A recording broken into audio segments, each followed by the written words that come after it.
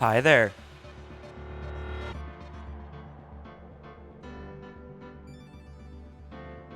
I was fashionably late, so it's fine. Fucking got him, dude.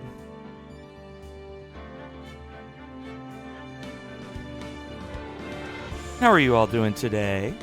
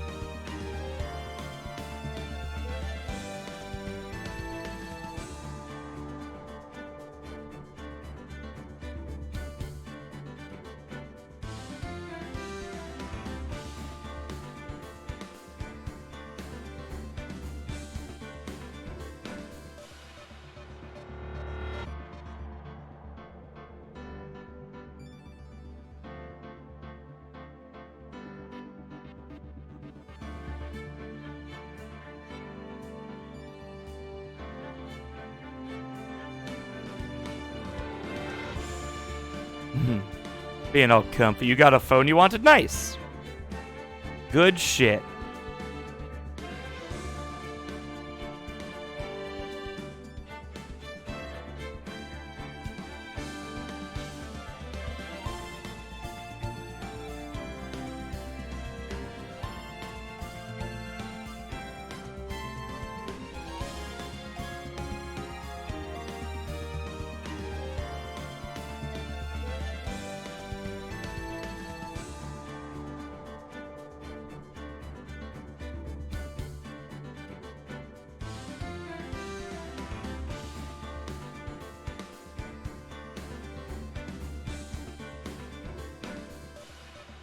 Alright. Sorry. You got it really cheap? Hell yeah, dude. That's that good shit.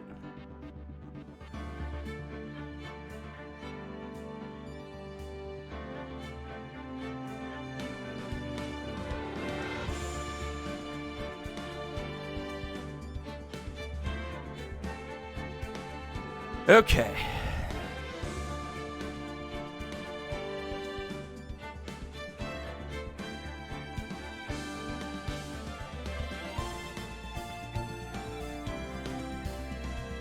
Alright, let's get this show on the road, yeah? More Than Good, it was 106 favorite. Jesus Christ. Goddamn, dude. You came out on top of that shit. Holy hell. Good stuff.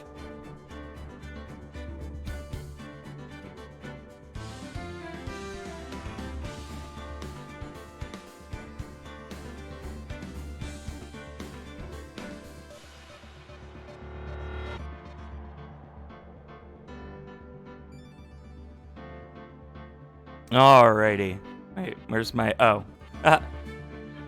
Flip. There we go. Alright, you guys ready to start the third game?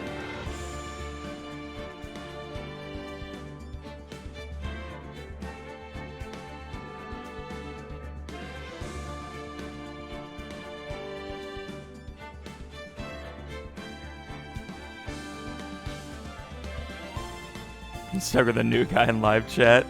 Rip. But hey, at least you got it done. That's what matters.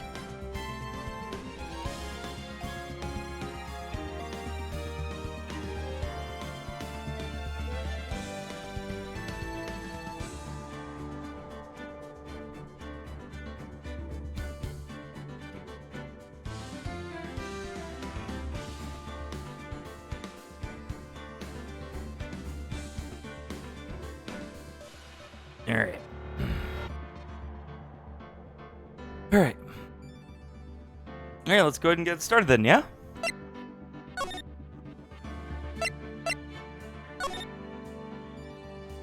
Episode 1, Turnabout Memories.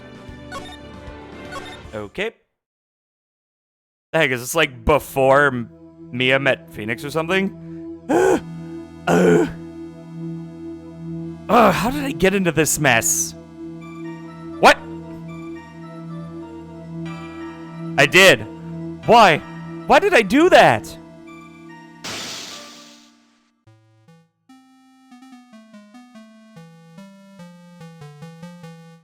That girl, you shouldn't see her anymore. Hey, it's none of your business. I'm telling you for your sake. If you continue to see her, it's going to be bad news. You're lying! Just listen to me. There's something you need to know about that girl. Stop it! Stop it! Don't talk about her like that! Oh, what?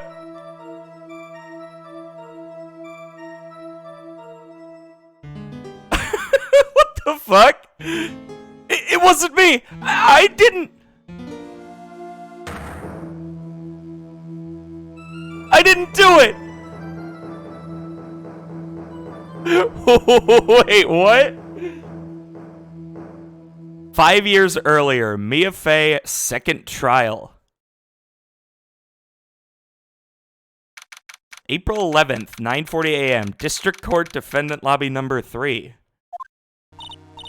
Whew, it's finally time. Kind of nervous. Oh, Mr. Grossberg, good morning. Oh, man, please calm yourself down. You're going to get yourself arrested for suspicious behavior, you know. What are you talking about? I am relaxed, Mr. Grossberg. Look at me, I'm relaxed. Let go of my lapples. You obviously have a gotten temperament to be a lawyer. I'm so sorry. It's just that I'm so nervous today. Oh, that's right. This is your first time in the big leagues, isn't it? Well, never you fear, my dear. I'm Marvin Grossberg. I'm at your service.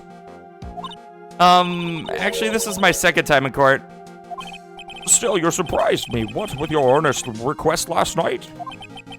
Let me handle this case, you suddenly said, and quite forcefully, too. I just found out yesterday. About the case, I mean. What? You've already learned all the relevant facts? Well, about that. You see, I mean, of course I have. I think.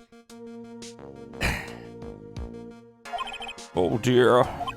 In any case, don't let our clients see you're so nervous. You see that poor young man in the big sweat over there? That's our client. Yo, wait a minute. Good morning there, everybody. Good morning. Try to keep smiling, Mia. Yo, wait a minute. Mia had to defend Phoenix Wright? Yo, what? Oh my god. I just want to say, I'll give it all I've got. Yep, it'll be fine, no problem. Oh, what's wrong? Do you have a cold or something, Mr. Rye? Actually, it's Wright. Like the Flying Brothers. People screw it up all the time. And yes, I have a cold. That's what this mask is for. My doc says this way I won't give it to anyone else. Be kind to others, he says. Right, Mr. Wright, you have nothing to fear in court today. If you are truly innocent, I promise I will save you. Please, let go of my shirt. That's right, he's the one on trial, not you. He's the one who should be nervous. You need to stay strong for your client, Mia. My name is Mia Fey. I'm still pretty new at this lawyer thing. The first time I appeared in court was a year ago. But that trial traumatized me so badly I thought I'd never set foot in another courtroom. It's been 1 year since then, and well, here I am again. But this time I'm going to win. For my client, and for myself. Okay. Yo, this is happening right now? Court is now in session for the trial of Phoenix Wright. Thought I'd never hear those words. The defense is ready, Your Honor. God damn, Mia. The prosecution is ready, Your Honor. Oh, Mr. Payne. The defense today is Miss Mia Fey, was it? Yes, Your Honor. Is there a problem? I was under the impression that Marvin Grossberg was to be leading the defense. Yes, well, you see, Mr. Grossberg had a bit of an emergency. Emergency? But isn't that him standing right there next to you? Yes, well... You're just a rookie. Are you sure you can really handle this? Don't let him scare you, Mia. Give him your toughest look.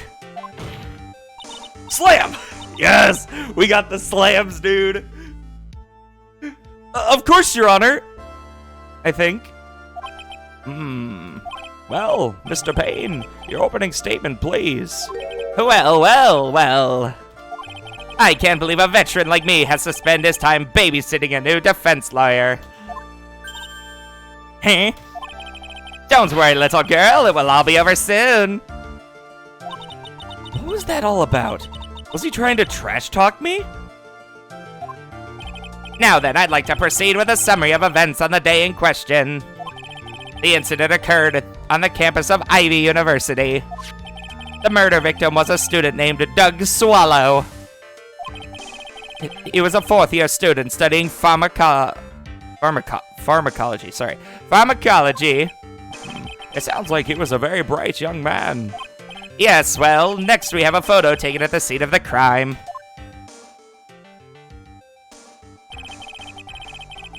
Students discovered the scene shortly after the murder. They found the victim's body and the defendant, who had obviously bungled his getaway. Then they called the police. So you've got a partly broken umbrella, oh my god. I have a strange feeling he got electrocuted on accident. That certainly makes the defendant look very suspicious indeed. Very well. The court accepts this photo into the record as evidence. Okay. By the way, I can't quite tell the cause of death from this photo. Your reputation for sagacity? For sagacity? I actually don't know what that, hold on.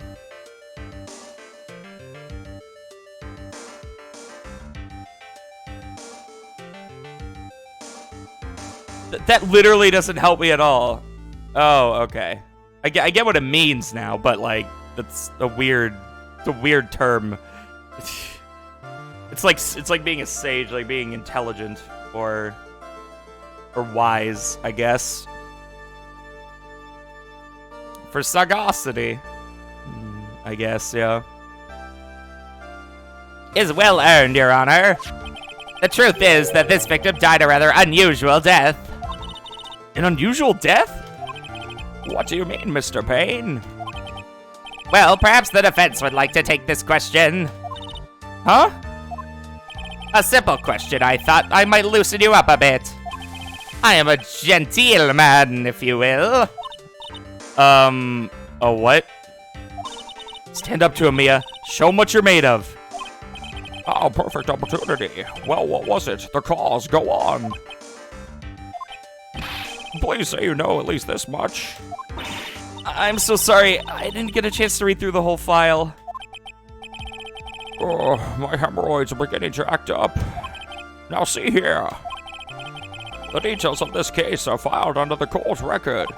But you knew that already, didn't you? Ah, the court record. I think I can see that by pressing tab.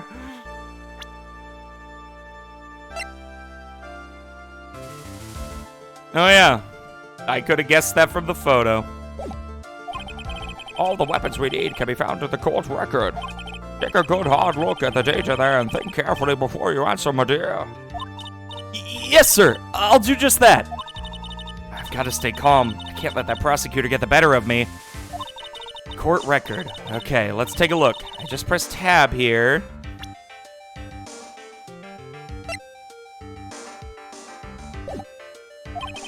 Now then, would the attorney for the defense please answer the question? What was the cause of death? According to the court record, it was a fatal electric shock. In other words, electrocution. Electrocution? But how could such a thing happen? Did the murderer use some type of new super powerful stun gun, perhaps? The answer to that will become crystal clear as this trial proceeds, Your Honor. But before that, there's one more vital issue. What's that? Why, motive, of course. Apparently, there was some bad blood between the victim and the defendant. Bad blood? What do you mean? Oopsie, I'm terribly sorry. You're the defense attorney, so you must know all about it. I shouldn't be stealing your spotlight like this. I really don't like this guy's smug attitude. That's wisdom brain for you. He's one smooth operator, if you catch my drift. They don't call him the rookie killer for nothing, you know. Now then, God, my voice is gone, dude. Now then, let's hear from the defense. What was the source of the bad blood between the victim and the defendant? And this time I would like to see some supporting evidence. Evidence? Oh, no need to get all worked up over this. As I said, all of our weapons can be found in the court record. Find the evidence you need and then shove it into old Graybeard's face. Yes, sir. Into old Graybeard's face. Mr. Grossberg, try to set a better example for the young lady. Yeah, evidence isn't the only thing in the court record. People's profiles are as well. You can toggle between profiles and evidence with tab. So be sure to go over it all. Now then, let's see what you've got. What was the cause of the bad blood between Phoenix Wright and the victim? Phoenix Wright's girlfriend dated the victim Dud Swallow, definitely. Dated the victim Doug Swallow up until 8 months ago.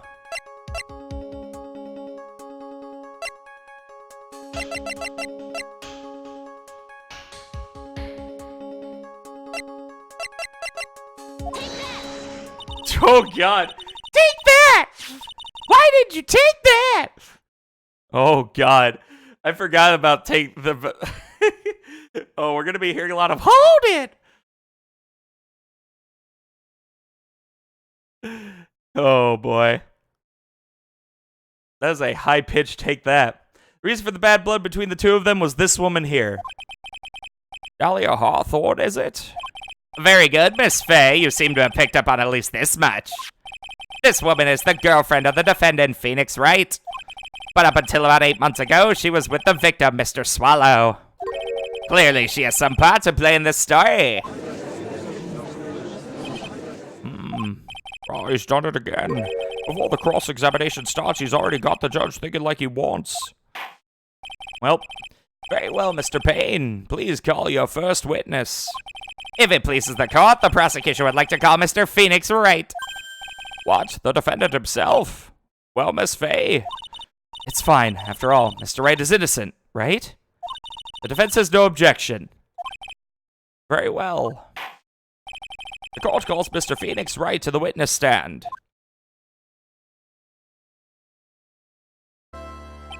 Witness, please state your name and occupation. Oh, yes. My name is Phoenix Wright. My job is, well, right now I guess I'm a suspect. Oh, no. He means what did you do before you were arrested? Oh! I was a university student. Mr. Wright, you understand that you are suspected in the death of your fellow student, Doug Swallow. But I didn't do it! I'm innocent, I tell you! I'm telling you I was. Will the defendant please refrain from passing on his cold to the rest of us? It seems the witness has something he wants to say. Well then, Mr. Wright, please tell us about your relation to the victim. Right away, Your Honor. The victim and I.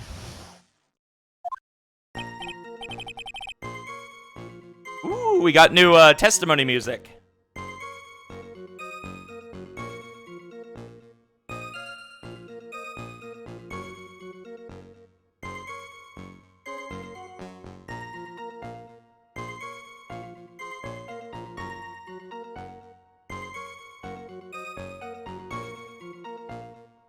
Alright. I admit I was there, but I'm not a killer. All I did was find his body. I hardly knew the guy to begin with. I never even talked to that stuck-up British wannabe. I see. So you hardly knew the victim? Right, like I said, I'm not a killer. Whew, looks like the judge understands. You're being naive, you know. Too naive. Huh? It seems that you've forgotten one small thing, young lady. And that would be? This witness still has to undergo something called the cross-examination. Cross-examination? He's right, and it's the defense's duty to carry out the cross-examination. The purpose is to determine if a witness's testimony contains any contradictions. Contradictions? If a witness is lying, their statements will conflict with the court record. But Mr. Wright is my client! Even if he is your client in a court, all lies must be struck down. As a lawyer, that is your duty, you see. What does he mean by that? Is he saying that that testimony just now, that there was a lie? A contradiction? Now then, your cross-examination, if you please, Miss Fay. Please, Mr. Wright, tell me you haven't been lying. You wouldn't do that to me, would you? All right.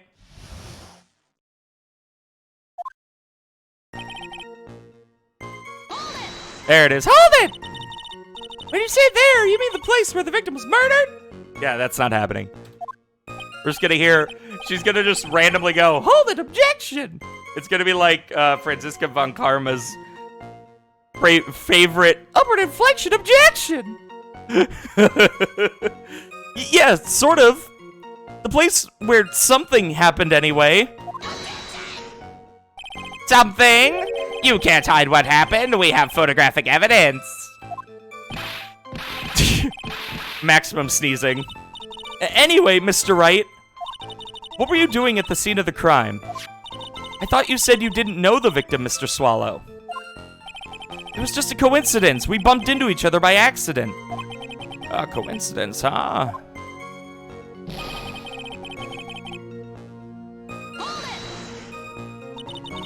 So you found the body? So who called the police? Huh? Jesus Christ. Unfortunately, it was some other students that notified the police. Other students? That's correct. They were witnesses. Witnesses who saw the defendant standing there next to the body in shock.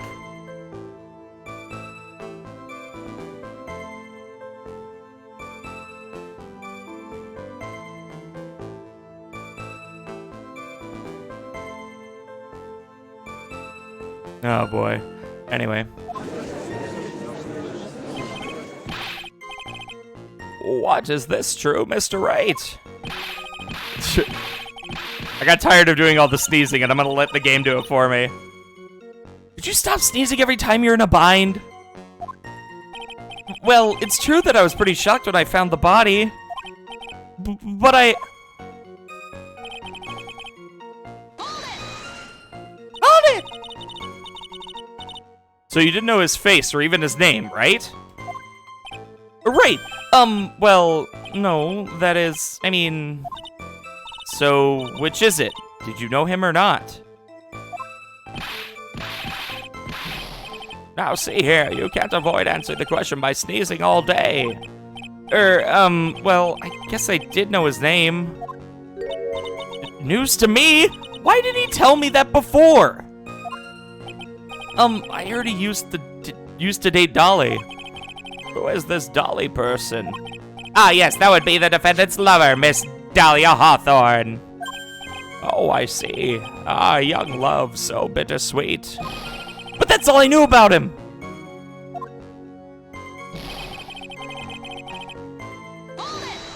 Okay.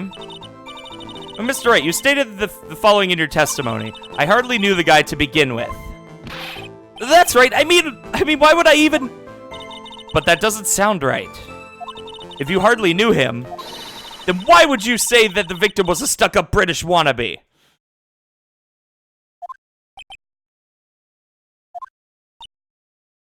Good point, by the way.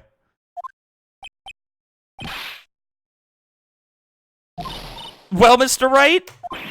Ah, no, it wasn't me! I'm not a killer, I swear! Mr. Wright, I will give you an opportunity to revise your testimony. How is it that you knew the victim was, as you put it, a British wannabe? Yes, well...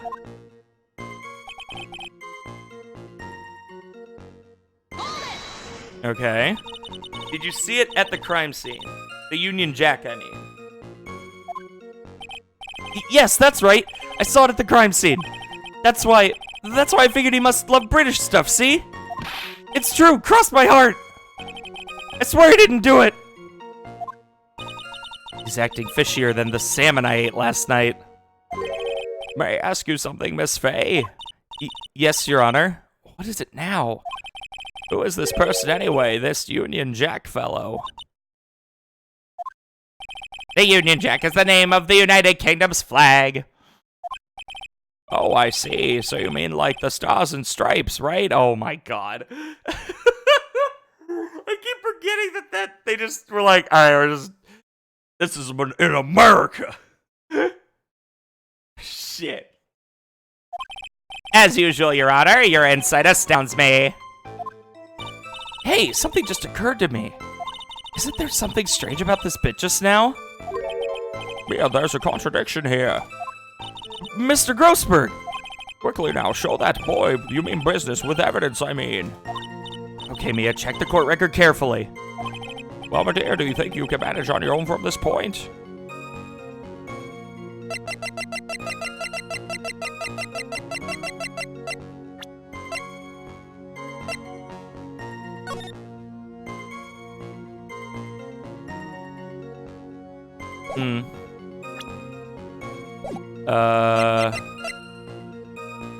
I'm gonna say I can handle it myself. 1 year ago, I was in a courtroom just like this. I could do it. I can handle this myself. You mustn't try to bite off more than you can chew, Mia. I'll be fine. I know what I have to do. Remember, you can always press him to get more information. Oh, one more thing. When you're going to state a contradiction, make sure you present some definitive proof. Okay, Mia, one more time from the very beginning of his testimony.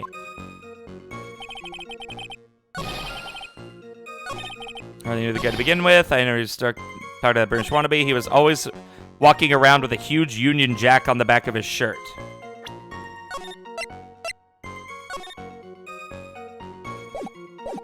Alright, so... should be because there's no Union Jack on the back of his shirt that we can go with this, so... should be fine. Objection! Oh god, Objection! Ah! Bird objection! Big bird objection! Big ass bird!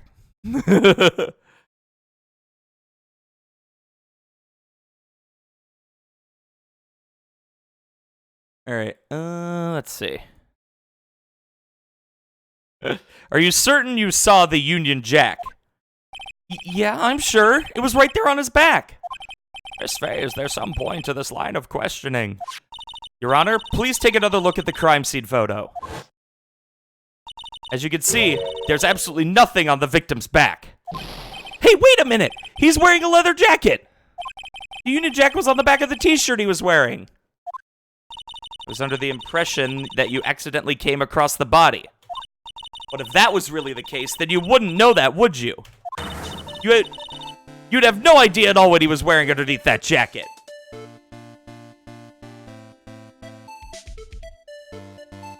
Interesting. It's a bit of a different pace than the normal than the other music from the other two games.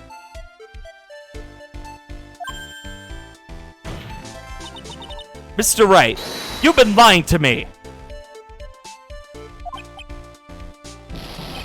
Please forgive me. Mia, you made our clients cry. Let him. That P on his chest doesn't stand for Phoenix anyways. Can't believe I trusted him. Mr. Wright was all wrong. That was an impressive bit of cross-examination. Thank you for uncovering the defendant's lies for me. It's quite clear that this man did not simply stumble upon the scene of the crime. Uh-oh, did I go too far?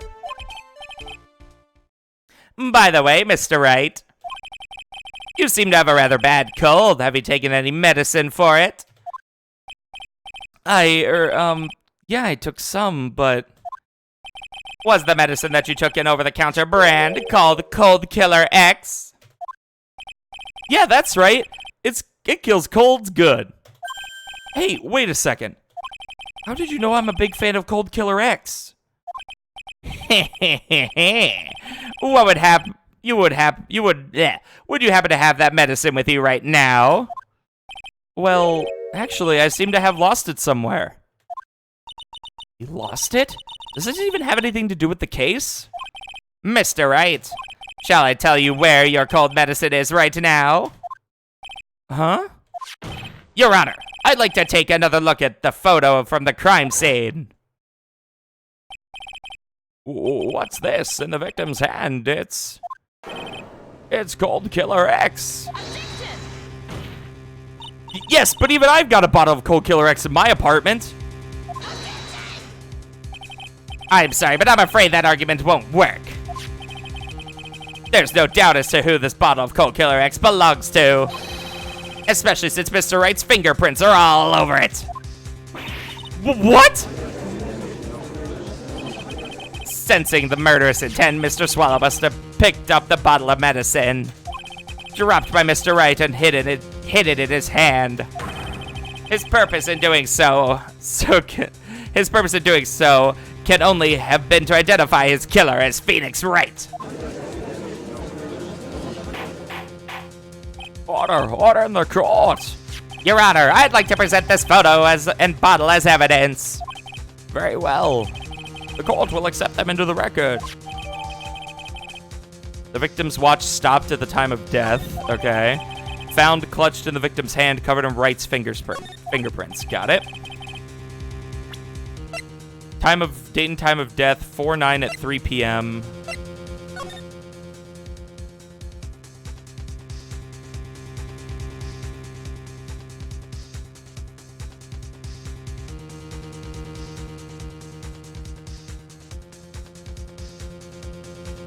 It was like 3...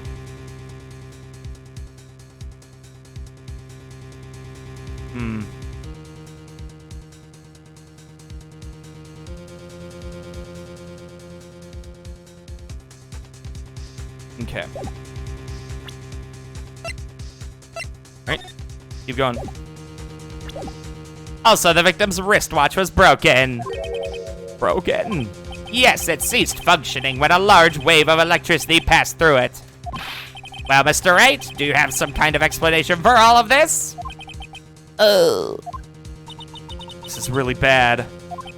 Oh, my buttocks. My poor hemorrhoids. Okay. The truth is, I went because he called me. He was in the pharmacology department, so we agreed to meet at 2:45 behind the building. We talked for a bit, and then at around 3, we split up.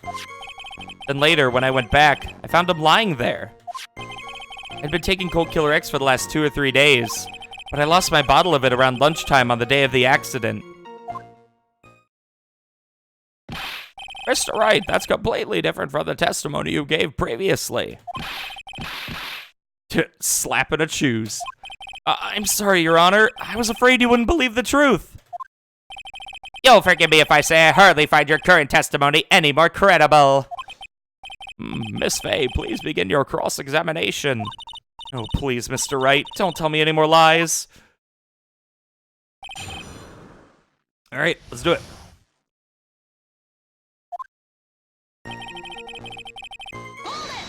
Hold it! Had you ever met the victim before then? No, never! But that day, he called me up and told me he wanted to talk about Dolly. And this Dolly person is... My, it's kind of embarrassing. She's my, sweetheart. What? What was that for, Mia? Oh, I'm so sorry. I just felt like slapping something all of a sudden. Dahlia Hawthorne was also the lover of the murder victim, Doug Swallow. Before she met Mr. Wright, that is. So it was one of those nasty love triangles I see. It's in the pharmacology department, so we decided to meet 245 behind the building. Was it Mr. Swallow who indicated you should meet at 245? Yeah, and we were both there right on time. You said the victim was in the pharmacology department, correct? Yeah, he was studying how to manufacture and improve pharmaceuticals. Everyone called him the alchemist of IVU. An alchemist? I see. I gotta admit, it was a little suspicious. He had a whole laboratory and everything. It was filled with chemicals and strange medicines that run on high voltage electricity. Oh, how fascinating. He sounds like he was quite an ambitious young man. What do I do? Maybe I should ask him for some more details?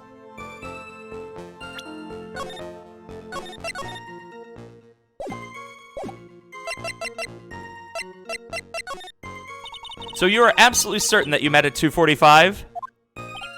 Yeah, pretty sure. That's the time class ends. But they're always doing experiments, so it doesn't matter much. Experiments? Yeah, those pharmacology guys are always in the lab whipping up something. Well, looks like he's right about the time anyway. Witness, let's go on with your testimony.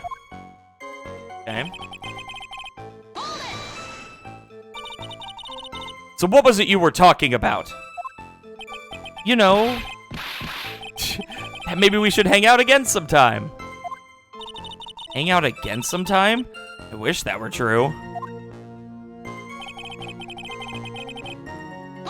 Okay. So you say you went back? Yeah, that's when I found the body. Yes, but why did you go back in the first place? Weren't you angry with him? Well, that's right, I was. Slam. Then why, Mr. Wright? Why did you go back there? I thought maybe we could make up.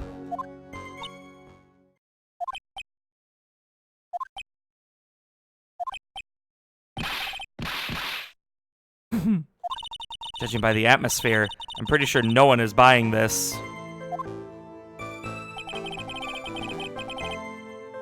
Okay. It's rather unusual to catch a cold this time of year, isn't it? Yeah, I always get a little careless when the weather starts to warm up.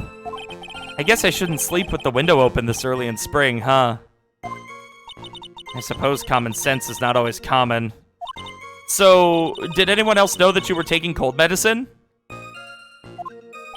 Well, I always took one after meals, so I'm pretty sure all my friends knew about it. Okay. On the day of the incident, what did you do for lunch? Huh? What does that have to do with anything? You can never be too sure.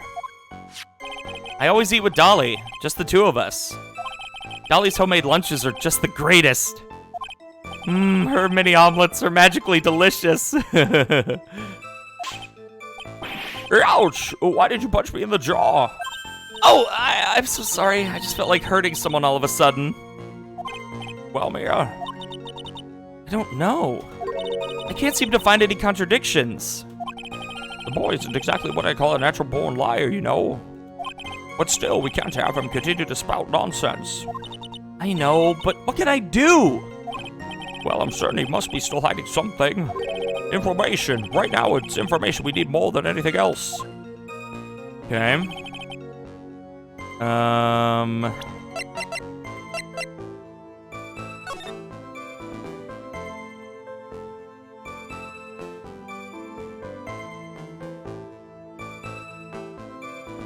So it was like the clock stopped at like 3:05.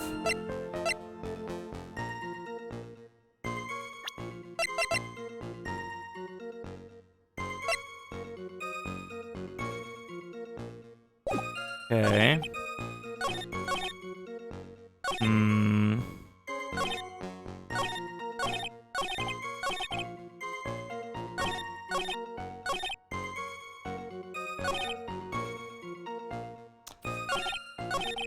I want to go with this again real quick. Okay.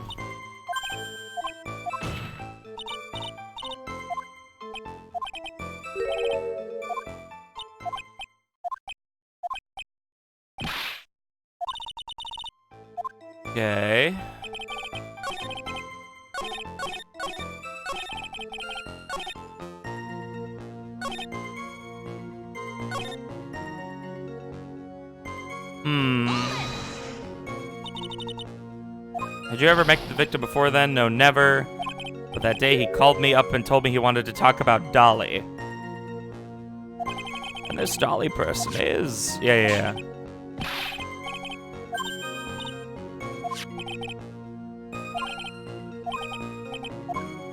Okay. Found clutched in the victim's hand.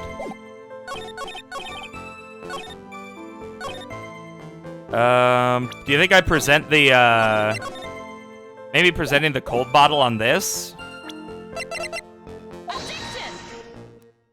Nope. I was curious maybe if you could go somewhere, with that. Okay. I was just curious if that would go any specific direction. Let's see.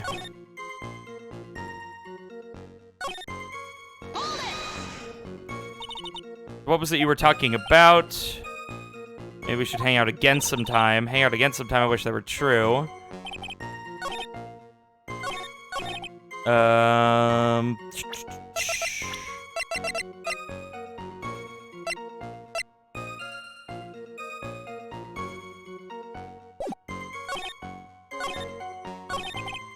That doesn't, like, directly, that doesn't directly contradict that, though.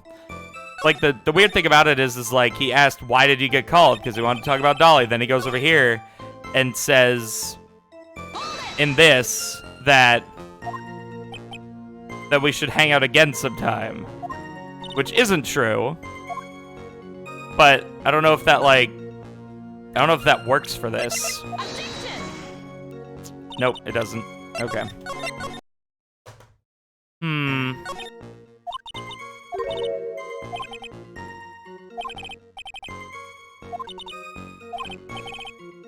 You must still be hiding something. Information. Right. I mean, I've already pressed literally everything, so... Do I have to double press something? As Mr. Swallow indicated, you should meet at 2:45. Yeah, we were both right on time. Oh, that's right. We were talking... there was the other option in this part.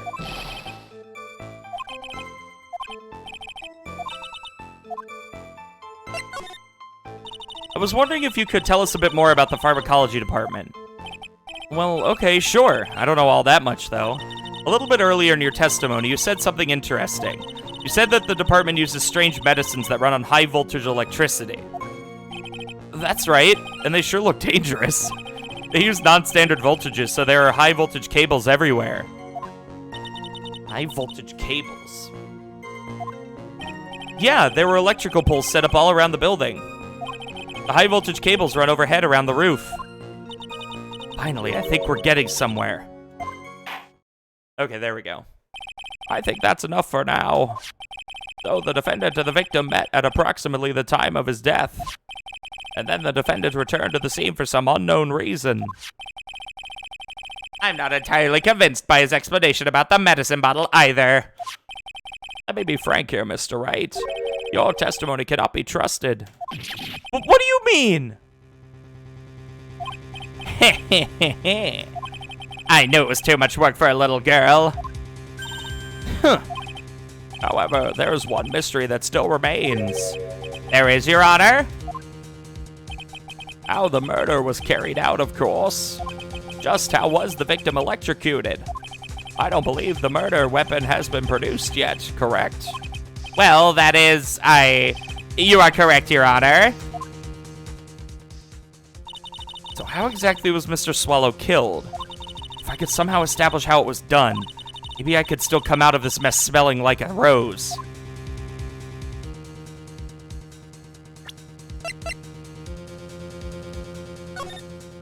I'm pretty sure I can with that. But we'll see if I'm right. I'm pretty sure I am on this one, but... Slam! Your Honor? Yes, Miss Fay. I believe that if we were to piece together everything we've heard up until now, we should be able to solve the mystery of how Mr. Swallow died. That would be most impressive. Quite the brash statement coming from a rookie. But even a beginner like you must understand the basic rules of the court, yes? An attorney must be able to substantiate their arguments with evidence. Of course I know that. Actually, I had totally forgotten about that. Now then, Miss Fay, let me see what you've got. Show me how you believe the victim was electrocuted. Take that! As for the cause of death, I'd say this picture captures it quite well. What? But there's nothing that even remotely resembles a murder weapon here. I'm afraid the defense is going to have to explain this in a bit more detail. Miss Fay, where exactly in this photo is the murder weapon? Take that! You better take that! Well, naturally, it's right here. What is that? A severed electrical cable, I believe, Your Honor. Remember the testimony we've heard. The machines that the pharmacology students use in their experiments require high voltage. And because of that, there are special high voltage cables strung up everywhere. So then the high voltage cable... Yes, the high voltage cable is the cause of death. That is the most likely explanation. That certainly sounds plausible. Well, Mr. Payne, what do you have to say about this? Well, I believe some praise is in order. Don't toy with me, old man. Now, the victim's cause of death may indeed have been a high voltage cable. However, I want you to think about what that really implies. The only one who had the opportunity to use the cable as a murder weapon was... the defendant. How, though? You touch a high voltage cable, you're dead too. What the hell would he have done? Pushed him into it? That much is certainly true. Yes, and that's not all. We have proof. An irrefutable proof that will establish Mr. Wright was the murderer. You do? Well, what is it? His fingerprints. Fingerprints? You mean that the defendant's fingerprints were on something besides the medicine bottle? Let's take another look at the crime scene photo. As you can see, the victim is wearing a leather jacket. And as you may know, leather holds fingerprints quite well. You mean... Yes, it was quite clearly imprinted on the chest area of the victim's jacket. The palm print of the defendant's very own hand. What? I can only think of one way Mr. Wright could have left a print like that. Intent on murder, he squarely pushed the victim towards the severed electric cable. I see. Order, that's enough. I think we can conclude that there is no reason to continue with this cross-examination. Stick a fork in us, we're done. Mr. Grossberg? My hemorrhoids never lie. The show is over, Mia. I knew that boy was guilty the first time I saw him. No, you're wrong. Mr. Wright is innocent. No further evidence is required to convince me of this man's guilt. Your Honor! At this time, I am prepared to render a verdict in this case.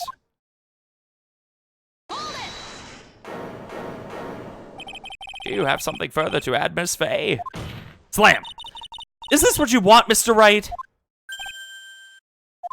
You still haven't told us the truth. The whole truth.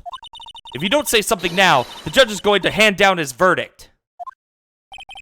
But I can't. I just can't say it. If I told you what really happened, then I'd be... It's okay, Mr. Wright. I'm your attorney. You can trust me.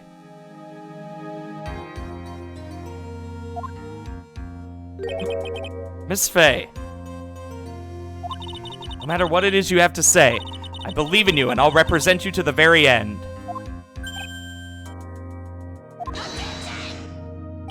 We've already established the defendant's guilt. There's no further need for him to say anything. Wait a minute! Mr. Wright, I'll tell you what really happened. But I've already told you, Mr. Wright. There's no need for further. Big coughs. I did it. I admit it. I pushed him.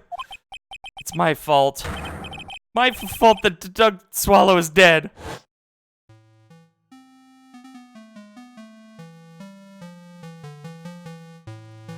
That girl, you shouldn't see her anymore. Hey, it's none of your business. I'm telling you for your sake. If you continue to see her, it's going to be bad news. You're lying. Just listen to me. There's something you need to know about that girl. Stop it! Don't talk about her like that.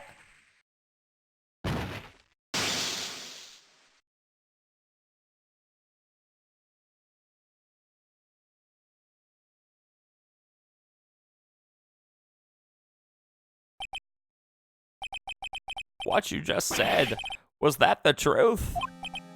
Yes, I was afraid. Afraid that if I told the truth, everyone would think I was the murderer for sure. Well, as things currently stand, we're all absolutely convinced you are. Please give me one more chance to explain. This time I swear I'll tell the whole truth. It'll be okay, won't it, Miss Faye? I believe in you. Oh, thank you. Still can't believe it. Really did push the victim. Oh, it feels like my hemorrhoids are doing the Harlem Shake. Oh my God, Gabe!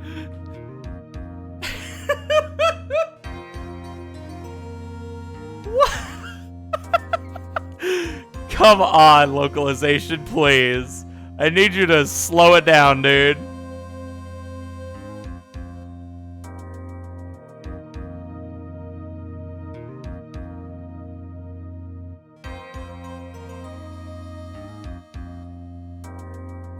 Going a little bit too far for this one.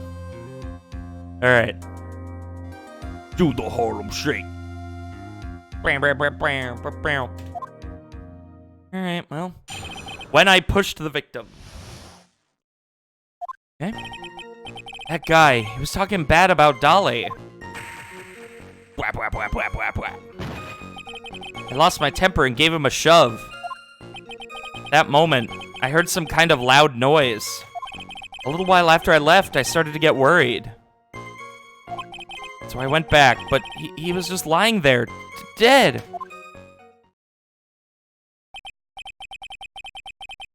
Well, the explanation is really quite simple.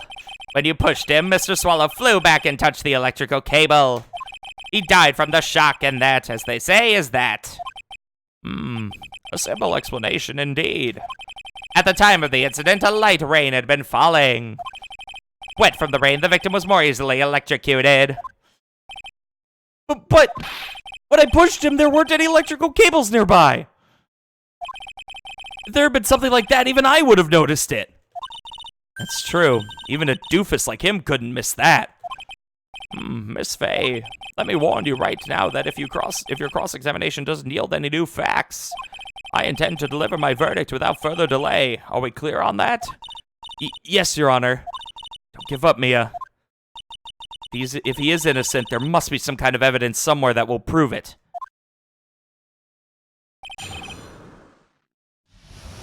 Okay. Alright, let's start it up. So what kind of things did Mr. Swallow say to you? He said all sorts of terrible things about Dolly. He said she was a bad girl.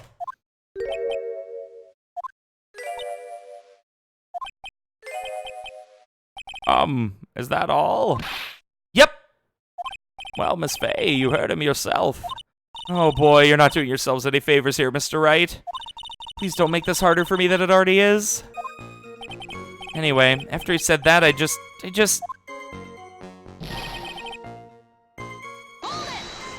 Maximum haunted! Alright, can you tell me what happened in a little more detail? That guy, he just said he just said what he wanted to say to me. And then he put on the jacket he was holding had started to leave. That's when I lost my temper and flew into a furious frenzy.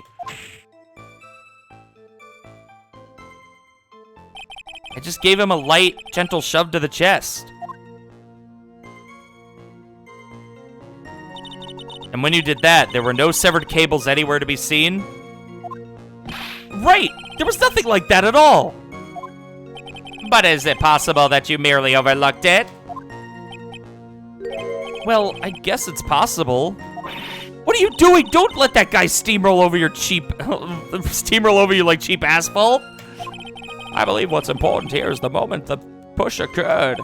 Let's continue on with the testimony, witness. Okay, that moment I heard some kind of loud noise. Loud noise? And what would you say that loud noise was, Mr. Wright? Not sure, but it was really loud. It was like, snap! You know, come to think of it, I wonder what that was. Clearly, Your Honor, it was the sound of the victim being electrocuted. You're not qualified to decide that. What should I do? I'm treading on some dangerous ground here. Mr. Wright, that loud noise you heard may be extremely important. So try to remember what it was. How do I put it? It was like a sharp crack. Could it have been? Yes, could it have been? Hurry up and tell us. When I pushed him, he dropped the umbrella he was holding.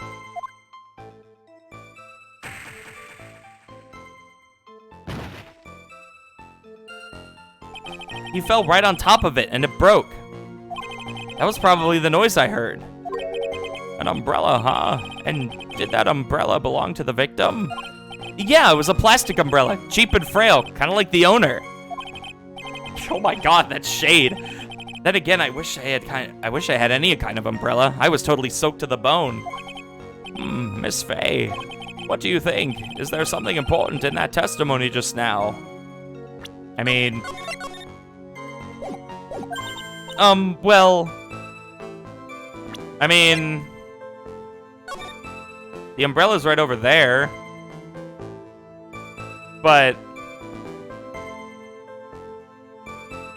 The weird thing about this situation is that if he pushed him... Like... So if Phoenix pushed Doug backwards, and then Doug falls over... Why is he face forward? You know what I mean? And it is snapped right there. You're right. But my question is why the hell is he? The only thing I can think of is that he got pushed backwards, fell over. Phoenix left. He got back up, and by that time the electrical wire had snapped and was there. He got up, got electrocuted, and fell face forward. Which is why the time of death at 3 p.m. here doesn't make sense with the fact that the watch shows that it was a couple minutes after 3. Because if the electrocution would have happened after 3 p.m., because electrocution like that should be immediate. Like, that right then would have been the exact time that it happened. So, he would have had to have gotten up, got electrocuted, then fell face forward. So, that's my guess, at least. Of course it's important. This is it, Mia. The new information you've been waiting for. Slam. Of course it's important. No, this cheap umbrella is more than important. It's vital. I want to officially have it entered into the testimony. How perfectly fitting. Flimsy information for a flimsy lawyer. The court agrees to the defense's request. Witness, please add the bit about the cheap umbrella to your testimony. Okay. Alright, let's get some more info on this. So Mr. Swallow fell on top of his umbrella, and you are certain of this? Yeah, it was right there under him. Actually, if it hadn't been under him, I was planning on borrowing it for myself. Umbrella, you mean? Well, yeah, you see, I was wearing the sweater here. Dolly stayed up late for nights at a time Dolly stayed up late for nights at a time knitting it for me. I didn't want the rain to dampen the handmade symbol on her the handmade symbol of her love. Ooh, my stomach is not to be used as your personal soccer ball, Mia.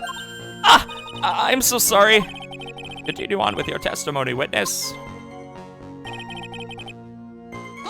Okay. After you shoved the victim, did you leave the scene right away? Yes, I did. I admit it. I was furious. You left without even checking Mr. Swallow's condition? Well, yeah, but like I said, I got worried about him later. Okay. At that time, did you see anyone else at the scene of the crime? Oh, that's a lot of coughing. Nope, nobody. Jeez, could that stupid cough possibly sound any phonier? In that case, it's very hard to believe someone else could have been the murderer. Unless we can find something that shows his innocence from that testimony, my dear. I'm afraid the judge will make his final decision with no remorse whatsoever. Yes, sir. Right now I need more info.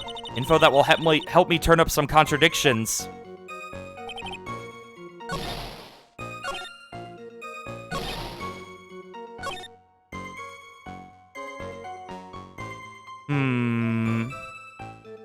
You think presenting the...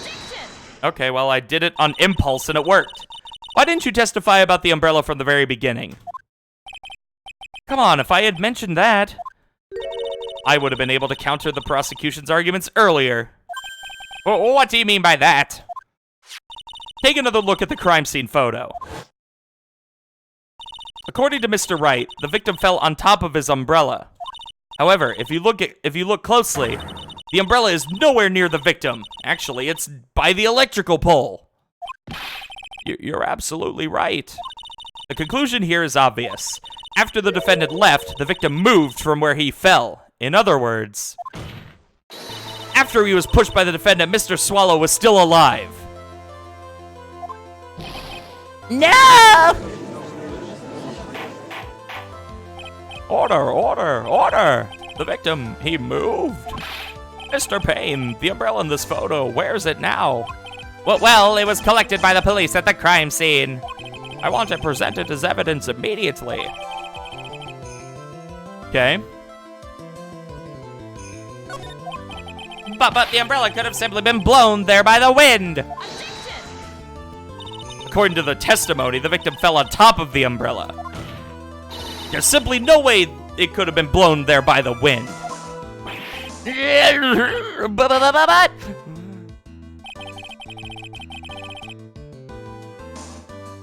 I know this matter of the umbrella seems relatively trivial. But as long as the smallest doubt remains, I cannot render final judgment. No!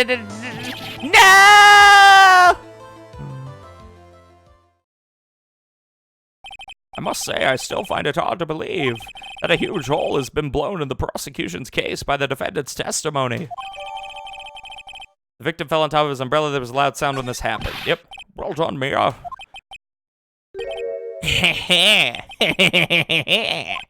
Mr. Payne, what are you chuckling about? Pardon me, Your Honor. It seems I was expecting too much of a free ride. It was foolish to think I could establish guilt through cross-examination alone. I'm afraid I don't follow what you're saying. Let me guess. You have another witness. Exactly, and this witness's testimony will be incontrovertible. Well, who is this witness? Miss Dahlia Hawthorne. Dahlia Hawthorne? You don't mean Dolly? I do, Your Honor. The defendant's very own lover is a witness to the whole thing. That's right, she was at the scene of the crime when the murder took place. What? I'm sorry to break the bad news to you, my dear.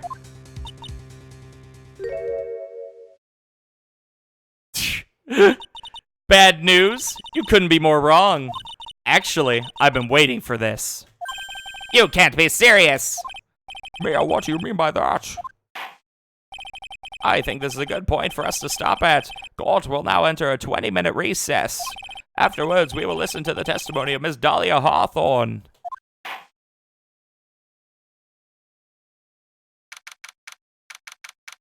For 11:52 a.m. District Court, defendant lobby number 3. Miss Faye, I am sorry about what happened back there. It's all right. At least you told us the truth in the end, Mr. Wright. Yeah. So I guess I could start to relax then, huh? Relax, my boy. You can't be serious after hiding such important facts. But the next witness is my Dolly, right? She'll save me. I just know she will. Why do you think that? Huh? What do you mean? She's the love of my life. That's why.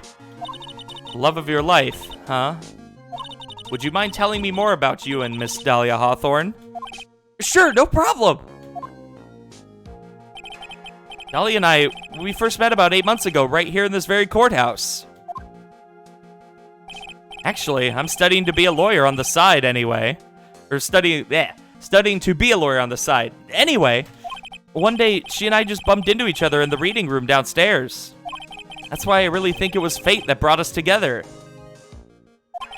As soon as I first set eyes on her, I knew she was the one for me.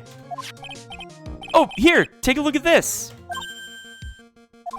She gave this to me the day we met as a symbol of our love. She had been wearing it around her neck that day, but then she took it off. But before she gave it to me, she said, I want you to carry this. So she gave it to you as a present, I see. This darling little bottle is filled with the memories of my darling little Dolly. It certainly is a little bottle, all right. Makes me so happy. I show it to everyone I meet. I want to share my happiness with the whole world. Small bottle necklace given to Wright on the day they met. He shows it to everyone. Anyway. So after that, you and Miss Hawthorne started dating? Yeah, but she's so shy. Good Lord. Every time I see her, she always says the same thing to me. Please give it back now. What a strange girl asking for a present back like that. By the way, Mr. Wright, the day you first met Dahlia Hawthorne, 8 months ago, it wouldn't happen to have been on August 27th, would it? Huh? Yeah, it was. But how did you... This happened on August 27th, right here in this courthouse. What's this? A newspaper clipping? Well, let's see. Murder in the courthouse. Murder? What are you reading there? Let me see that. Oh, I see. I think I understand what you're trying to say. And I think I understand why you suddenly took such a keen interest in this case. You believe there is some connection between these two cases, am I correct? Can I read it? Murder of the quest. Very little information is being disclosed at this time, since the victim of yesterday's incident in the district courthouse cafeteria is said to have been a lawyer. However, police are questioning the 19-year-old female college student who was sitting with the victim.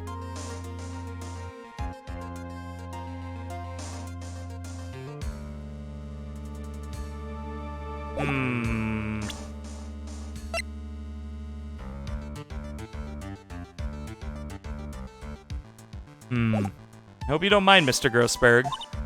I need to finish this myself. Ah, yes, but I'm afraid what you have will not be enough, my dear. I'll go and have a look at the downstairs reading room and see what else I can find. Thank you. I want to do whatever I can to be of help to you, Mia. Well, it looks like recess is about over. We'd all better get moving. I guess so. That recess sure seemed longer than 20 minutes, though.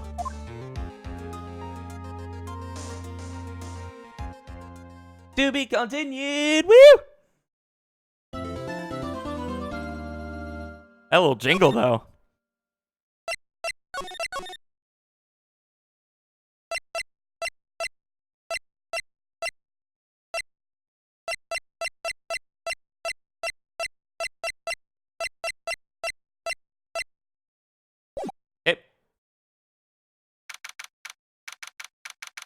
Back to the courtroom. Rabble, rabble, rabble, rabble. Courts will now reconvene. Mr. Payne, please call your witness. Then its next person is someone who witnessed the crime as it happened. The prosecution calls Miss Dahlia Hawthorne to the stand. Oh boy. You ready for this? Jesus! What's with this stiff silence? In my long career as a judge, I have been deceived by many witnesses. It's my job to doubt, to take no one at their word. But in your case, I must admit that you radiate a glow of complete sincerity. I can't believe he actually said that! Oh, now then, witness, could you please state your full name? Johnny, you ready for this? We're bringing this back. Don't worry, sweetie, there's no need to be nervous. If anyone says anything rude, you will be sure I'll cut them right down to size. And I will bash them with my gavel. I love how they look straight at me when they say that. Thank you for calming my nerves. You're all so nice. I almost feel right at home. White Knights dance game. Not at all. It was nothing. If we may move on now, what is your full name and occupation? My name is Dahlia Hawthorne. I'm a junior in literature at Ivy University. I just want to say, it's an honor for me to be here in your noble presence. The honor's all mine. No, the honor is all mine. Well, we know whose milkshake brings all the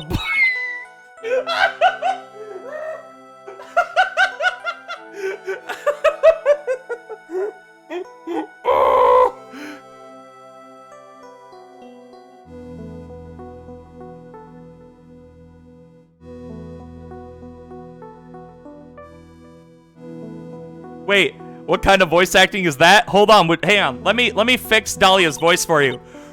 Sir! Is there something I can help you with? You just go on and say whatever is on your mind. I'm sure that there must be some kind of mistake! Is that good? Is that better? Did I voice Dahlia better for you? Did we do good? Are we good? Hold on, I'll keep going. Feeny wouldn't kill anyone, I just know it! There you go, see? We fixed it. We fixed Dahlia, everybody. Dahlia is perfect now.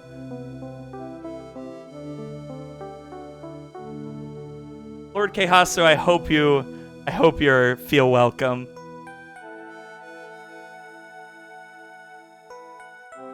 In the realm of Dahlia! The most perfect princess! See, there you go. It's perfect. Yes, I can see why you'd say that. Going to be a tough witness, all right. It only took her 12 seconds to wrap them all around her little finger. Now then, please proceed with your testimony. Don't make me pop you. Bro, you're all good. Let's hear about what you witnessed on the day of the incident, if you please.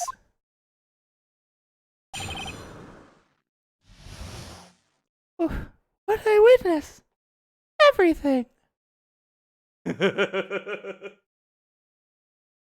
I witnessed a man be murdered. Seems good.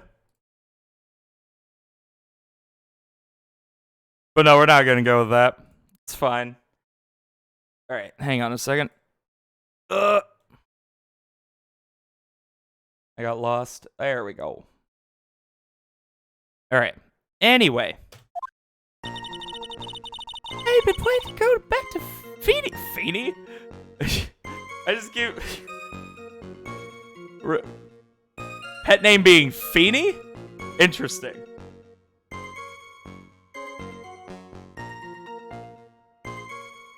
I plan to go back to Feeny's place after class is over. Feeny and Dougie? Okay. Alright, I guess we're going with that. Feeny and Dougie, they were talking behind the building. What? And suddenly, Dougie got all wobbly. Wobbly? Wobbly and just collapsed. That's when Feeny noticed that I was there. I went to go find some other students, but they called the authorities. Wow, you did it. I don't know what to say. According to you, Miss Hawthorne, the defendant didn't do anything wrong. Young lady, as old as I am, even I recall how hot the flames of young passion can burn. Nevertheless, it is my job to discover the truth. Please tell us the truth. But I would never. That's more than enough, witness. I won't allow this to continue. What do you mean by that? Please, just let me proceed with my cross-examination, Your Honor. I, for one, don't plan to win my case on a bunch of paper-thin lies. Tee. Maximum tee. You haven't changed a bit. Mia Fey. They know each other? What's this? So you two are acquainted?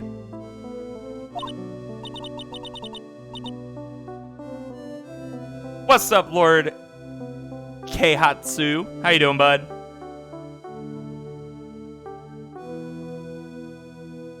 Yes, we've met before. Once. Only once? You're doing good? Good to hear, bud.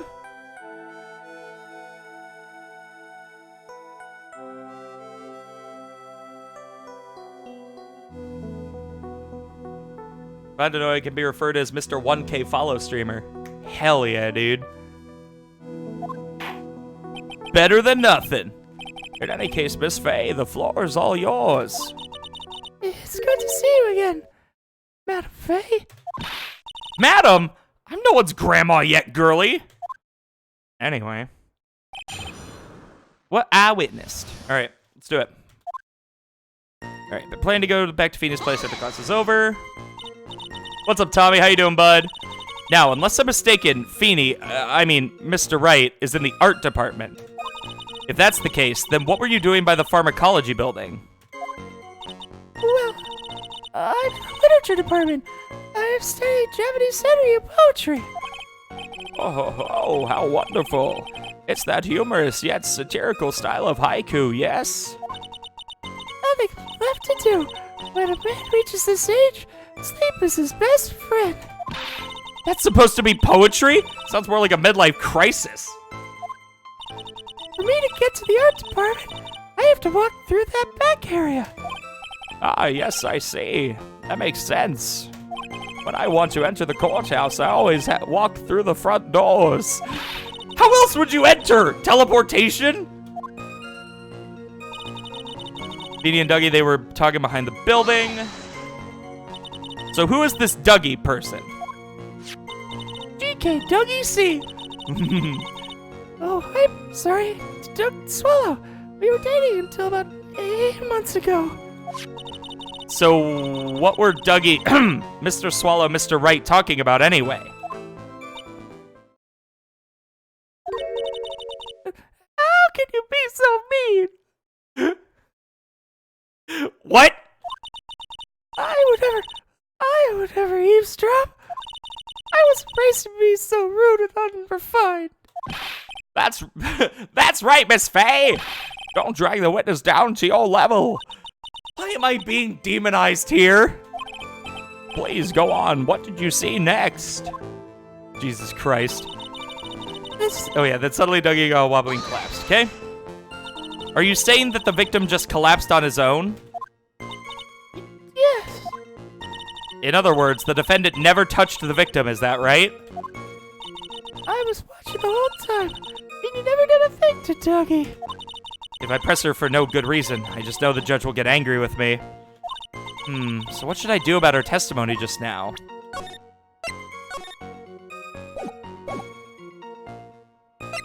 Yeah. Slam! Feeble lies are not very becoming, Miss Hawthorne, so let's drop them, shall we?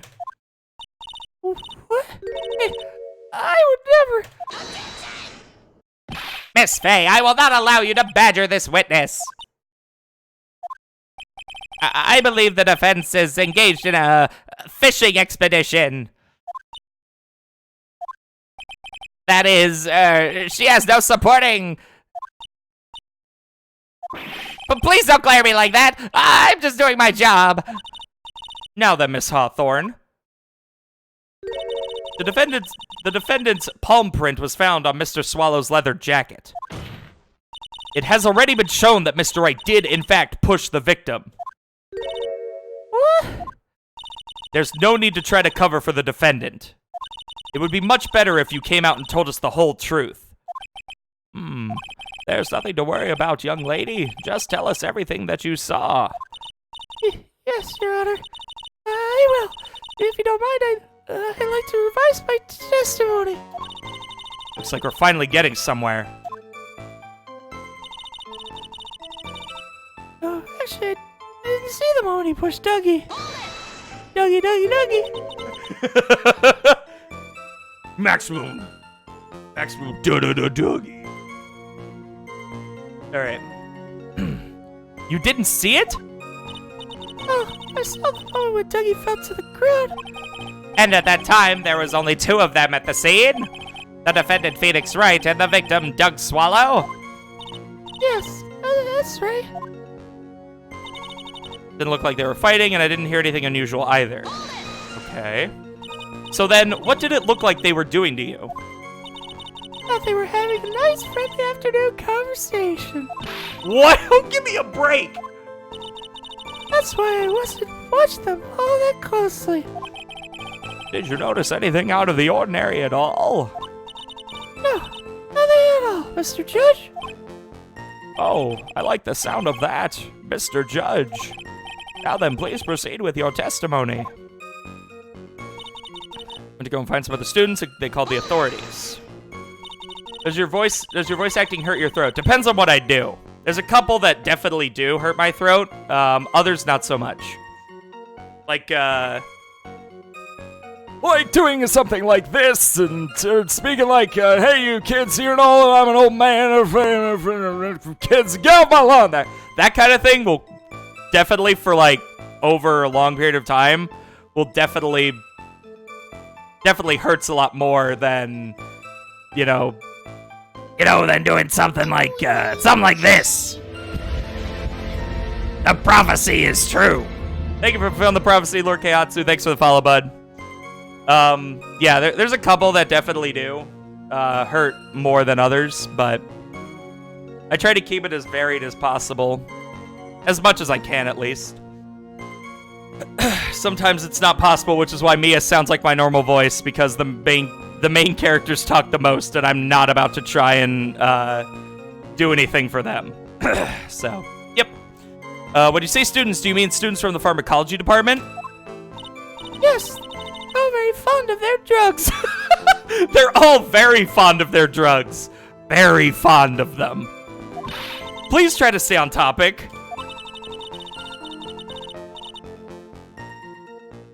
For voice actor, it's easy as cream pie. Yeah, I mean, if you're trained in doing it, then it makes sense.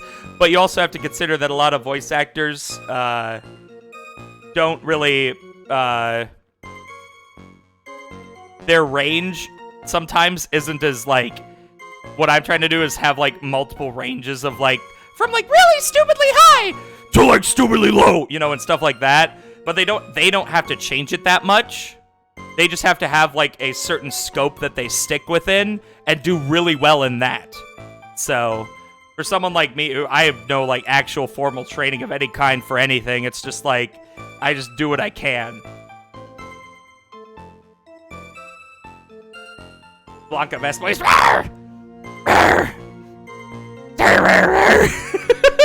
You and your Blanca, dude. We're not having Blanca anywhere in this game. Unless it's actually just, we actually just start talking to something that makes dumb noises like that. I mean, we could have with the parrot. The parrot could have been stupid like that. Just the entire time, like, Ollie birds! That kind of thing. But, it's fine. Anyway, so to find some pharmacology students, you went to the labs, correct? That's what I was planning to do, but in the end I wound up not going. A group of about 10 research students came running out of the building entrance. Somehow they all seemed to know what was going on. The students knew what was going on? Yeah, please let me press more for that. But how could the students have known what was going on? Well, I don't know for sure that they know what happened. It's just, they all seem kind of excited about something. It doesn't look like I'm going to get any more info about these students. So, did the students call the police? Yes, I was just so panicked. Yes, well, anyone would have been, my dear. That girl, she's telling a super obvious lie, and she knows it. She's just pretending to protect Mr. Wright. Yes, that's gotta be it. Way to go, Mia. Okay, that means I'm going to have to dig deep to find the contradiction on this one. Alright, so...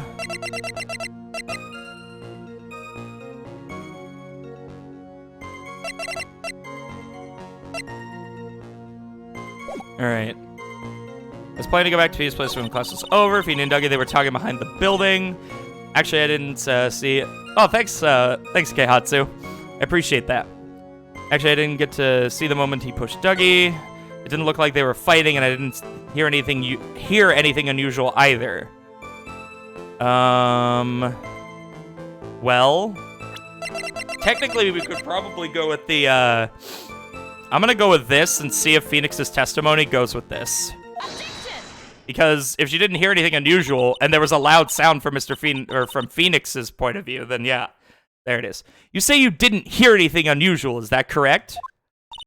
Yes, that's why I was very relaxed, looking at the scenery around me.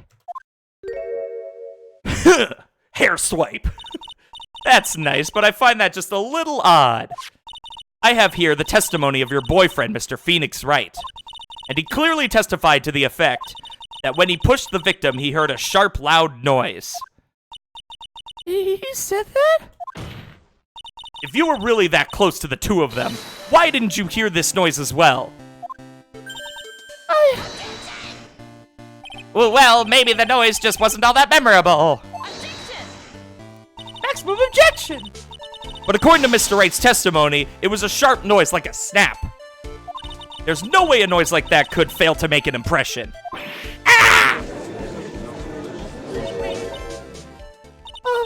May I have a moment to answer? By all means. I know the reason I didn't hear the noise. What?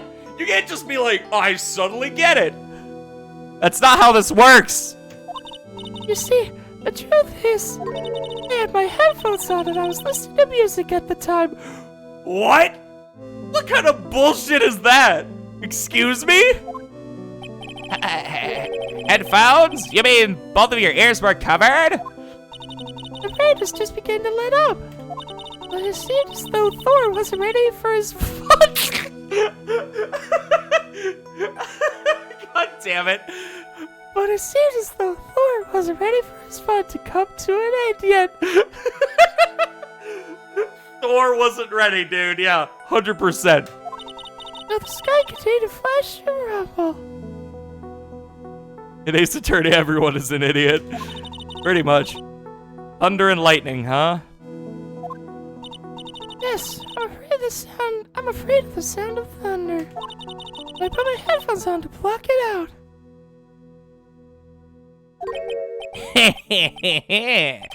Well, Your Honor, as you can see, there weren't any contradictions in her testimony after all. Wait a sec, Mia. That testimony just now, she said something that could totally change this whole case.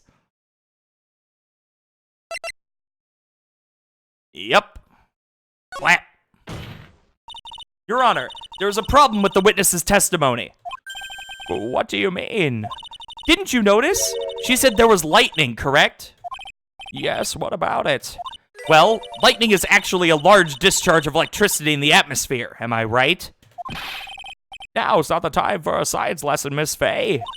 Yes, Your Honor. Anyway, since the cause of death was electrocution, is it impossible that the victim died from being hit by a bolt of lightning? Oh, wow.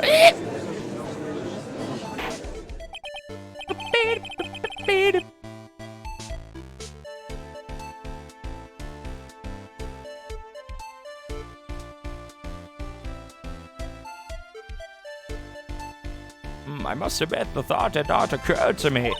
Just what kind of thoughts do occur to this guy anyway? This entire case is built on the premise that Mr. Doug Swallow was murdered. But that very premise itself is mistaken. The defense believes that Mr. Swallow was in fact the victim of a stray bolt. You make it sound like a stray bolt hitting people is something that happens often.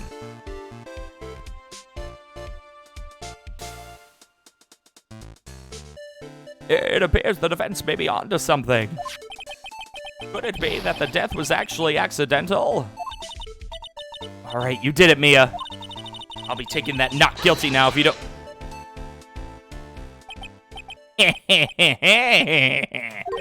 I'm hurt that you have such a low opinion of me, Miss Fay.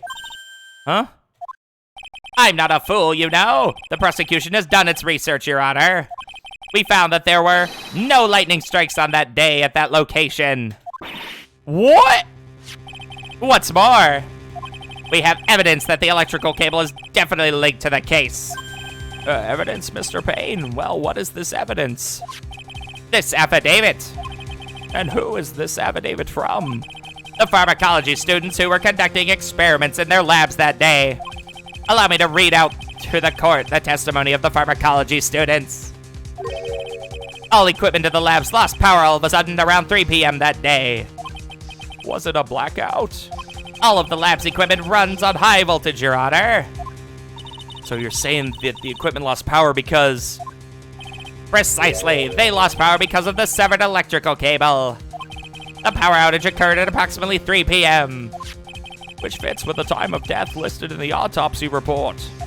Exactly, in other words, the victim died as a result of touching the severed electrical cable.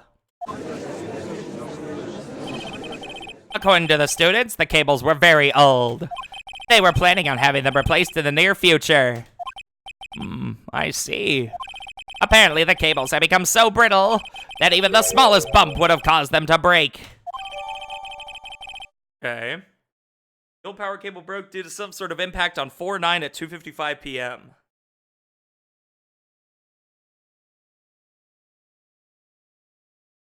$2:55. However, there's one thing that troubles me. If the cable could have been broken by any small bump, then it wouldn't have snapped if it hadn't been bumped into, correct? Well, I suppose you could say that. Miss Fay, do you have any thoughts regarding the cause of the severed cable? Your Honor.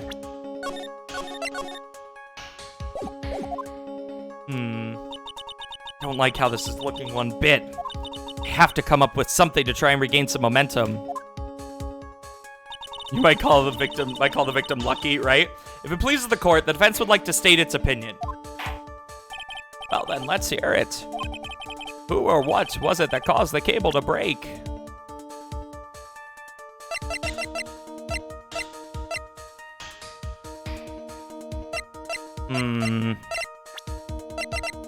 You think maybe it was the impact of the impact of Doug falling down?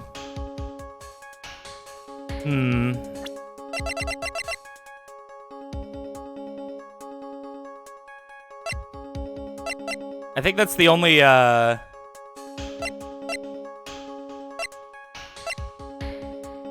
think it's like the only, logical option at that point.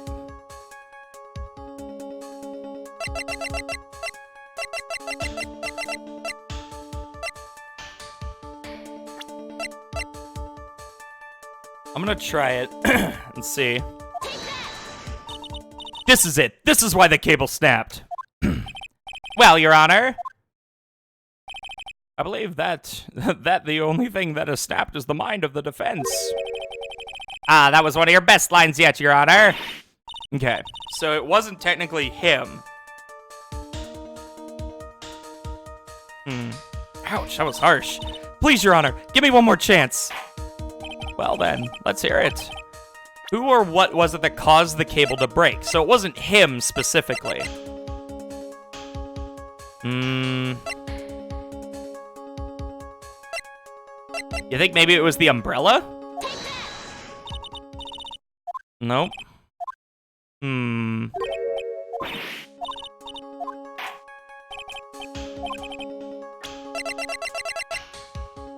Some sort of impact at 2:55 p.m.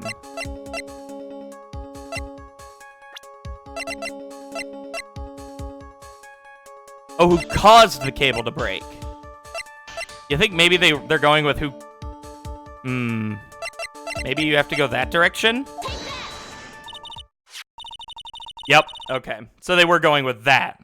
I was on the right track, it was just that, like... It was Phoenix Wright pushing him down that caused the whole thing. Going out to the store to get shorts now? Do it! Have a good time getting shorts. Painsley. Your Honor, please think back to Mr. Wright's testimony. The defendant's testimony? He said that after he pushed the victim, he heard a loud snap, or a large sharp noise. Now, this happened at around 3 p.m., correct? Yes, that sounds right. Wait, are you saying that?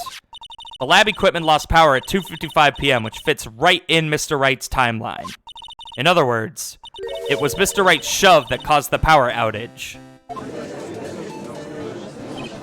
Yes, the prosecution also came to the same conclusion. And it was that very shove that caused Mr. Swallow to be electrocuted. I'm afraid I can't agree with you there, Mr. Payne.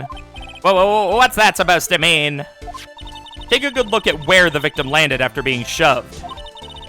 See the umbrella? It's by the electrical pole. That's right. The victim banged into that pole as a result of being pushed.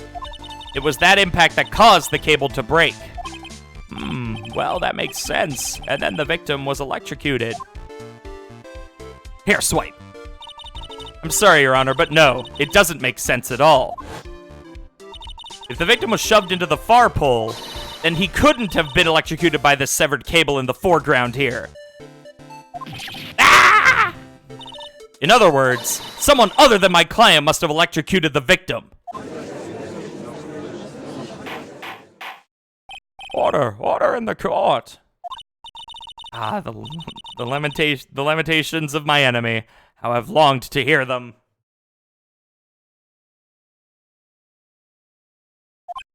It's true. The defense is absolutely correct. There doesn't seem to be any way the defendant could have... Mr. Judge, sir, may I say something? The Madam Attorney's explanation said some things that are a little different than I remember them. What? What the...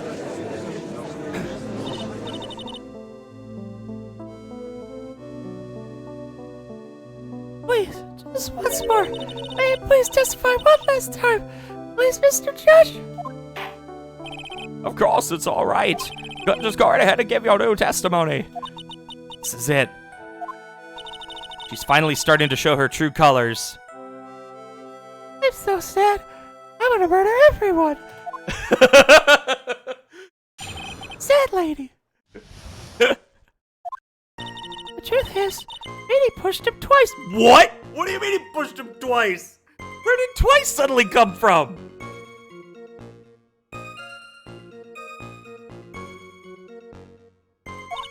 First I was into the electrical pole. That's when the cable broke. And Dougie tried his best to run away from him. But Feeny caught up and crashed into him from behind. The cable snapping and Dougie being electrocuted. It all occurred in less than a minute. What? So after being shoved, the victim got up and tried to run away. And that is when the defendant pushed him for the second time. I'm so sorry, Feeny, but I just have to tell the truth. Am I doing the right thing? Am I, Mr. Judge? Oh my god. Of course you are, my dear. As painful as it may seem, you are. Now then, Miss Fay, you may proceed with your cross-examination. Okay. Alrighty then. Alright, let's go. Let's start here. Miss Hawthorne, previously in your testimony, you said the following. Actually, I didn't see the moment he pushed Dougie. I know. I'm sorry. I wanted to protect Feeny. So that's why you basically lied to the court? I was a bad girl. I know. Oh, Mr. Judge. Yes. Would you please forgive little old me? God, this has to be such an act, dude. Oh, come now. It's just a little old white lie. What do you mean? What? Oh, this judge, dude. We'll forget it this time, but please be more careful from now on, all right? Oh, thank you so much, Mr. Judge. Not at all. Oh. Judge better be more careful himself. A dark alley is friendlier than that girl. A dark alley is friendlier than that girl. Oh, I got an achievement for that one. Beware your honor. Press Dahlia's claim that Feeny pushed him twice. Nice. First time I was in an electrical pole, that's when the cable broke. Okay. You're saying you actually saw the victim get pushed into the electrical pole? I know he doesn't look it, but he can get a bit of an imp when he wants to be. What? Oh, really? I never imagined that he would cause an electrical cable to break. He really is scary when he gets mad. Yes, he sounds like a very dangerous individual indeed. Okay. So let me get this straight. You were happily listening to music on your headphones while you watched the scene unfold? What? Miss Faye, I'll have to ask you to stop badgering the witness. Oh, I wasn't happy. I was so scared that I couldn't even move. All I could do was stand there and cheer them. Well, cheer them on? What?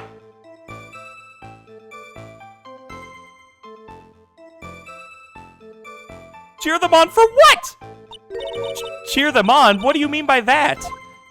Oh, I wish the best for them both and that they would each give the fight their all. What? That's very sweet of you to be so supportive. And what happened after that? I'm sorry, excuse me? Not how this works. Feeny caught up and crashed into him from behind. Okay. That doesn't sound quite right. There were handprints found on the chest of the victim's leather jacket. Mr. Payne, were there also prints found on the back of his leather jacket? Well, no, there weren't. Out of faith, I suggest that you listen a little more carefully. Huh? I said that he crashed into him from behind, right? Spy Feeny wouldn't leave any prints behind in that case, would he? Ugh.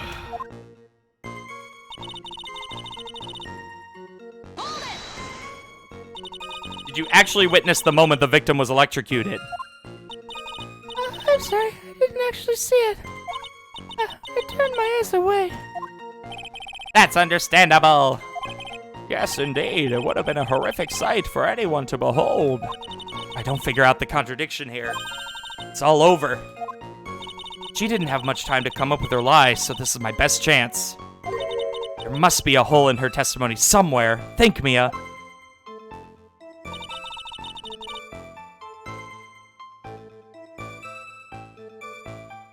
All right.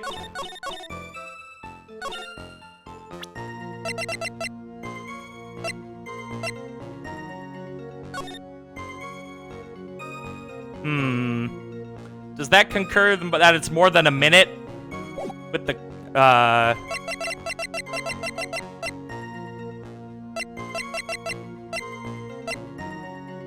wonder if that's gonna be enough.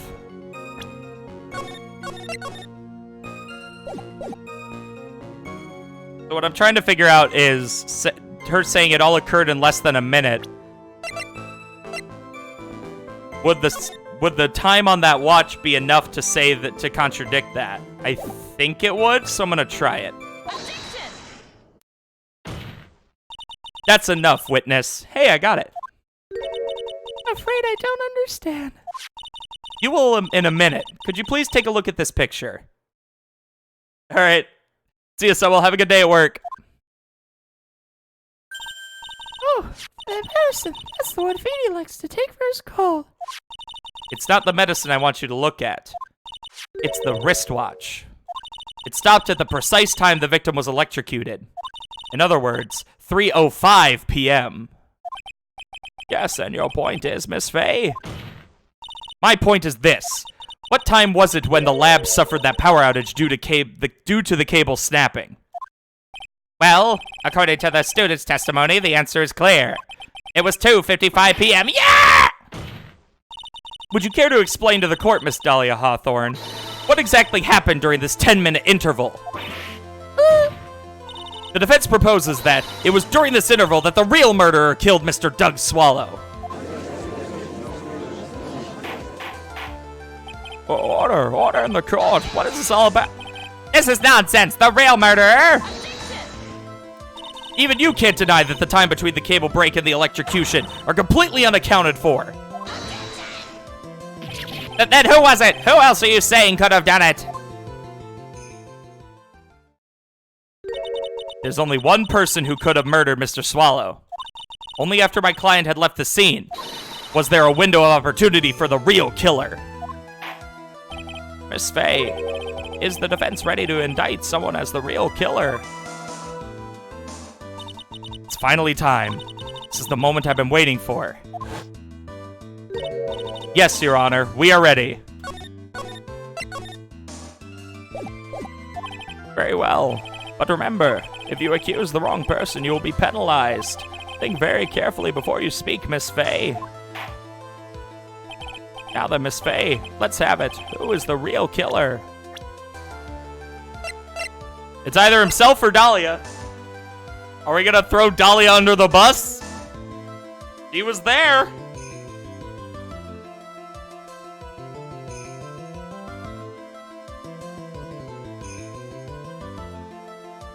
The attorney badge. Yes, it was the attorney badge who was the real killer.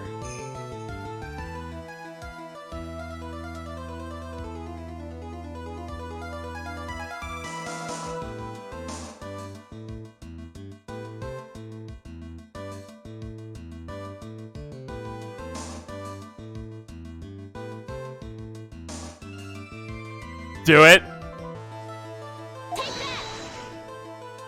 Take that! All right. It could have only been you, Dahlia Hawthorne. How can you? The defense is grasping at straws. 10 minutes passed between the time the cable broke and the time of the electrocution. What exactly were you doing during that whole time, Miss Hawthorne? Were you really listening to some music while cheering them both on as cheering them both on as they fought?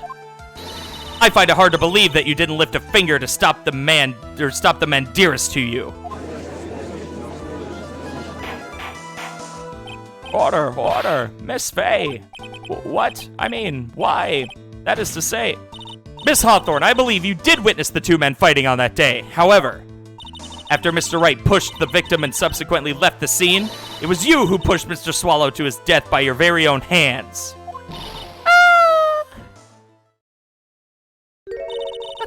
How can you say something so mean, Madam Faye?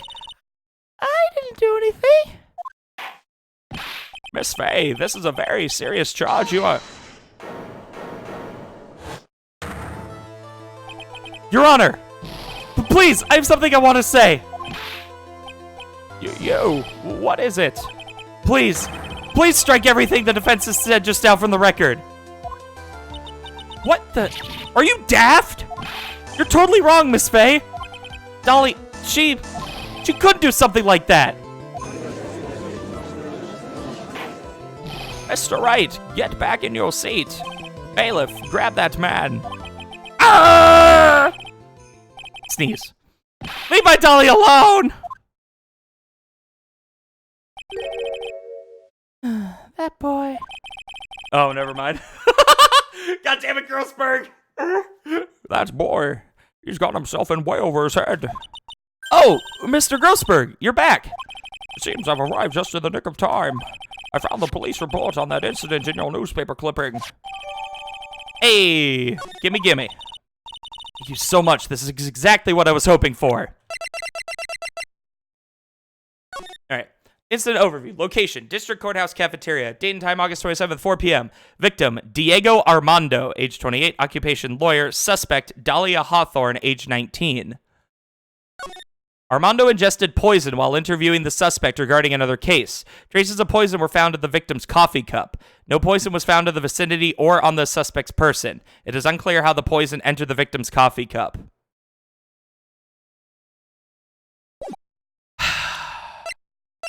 A small bottle necklace given to Wright on the day they met. He shows it to everyone.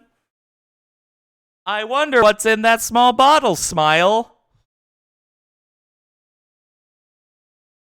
Mm-hmm.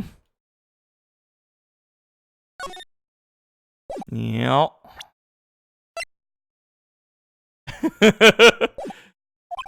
You'd better take a good look at it. It details how you came to lose your boyfriend.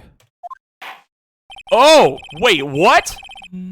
Wait. Excuse me? Diego Armando was Mia's boyfriend? All right. Now then, the defense has made a very serious accusation. Mr. Payne, what do you have to say about this? Well, really, Your Honor, May I interrupt you just a moment, Mr. Prosecutor? Now you know why she wanted in that case. Yeah. Exactly. Don't you worry, my dear. I have this situation well in hand.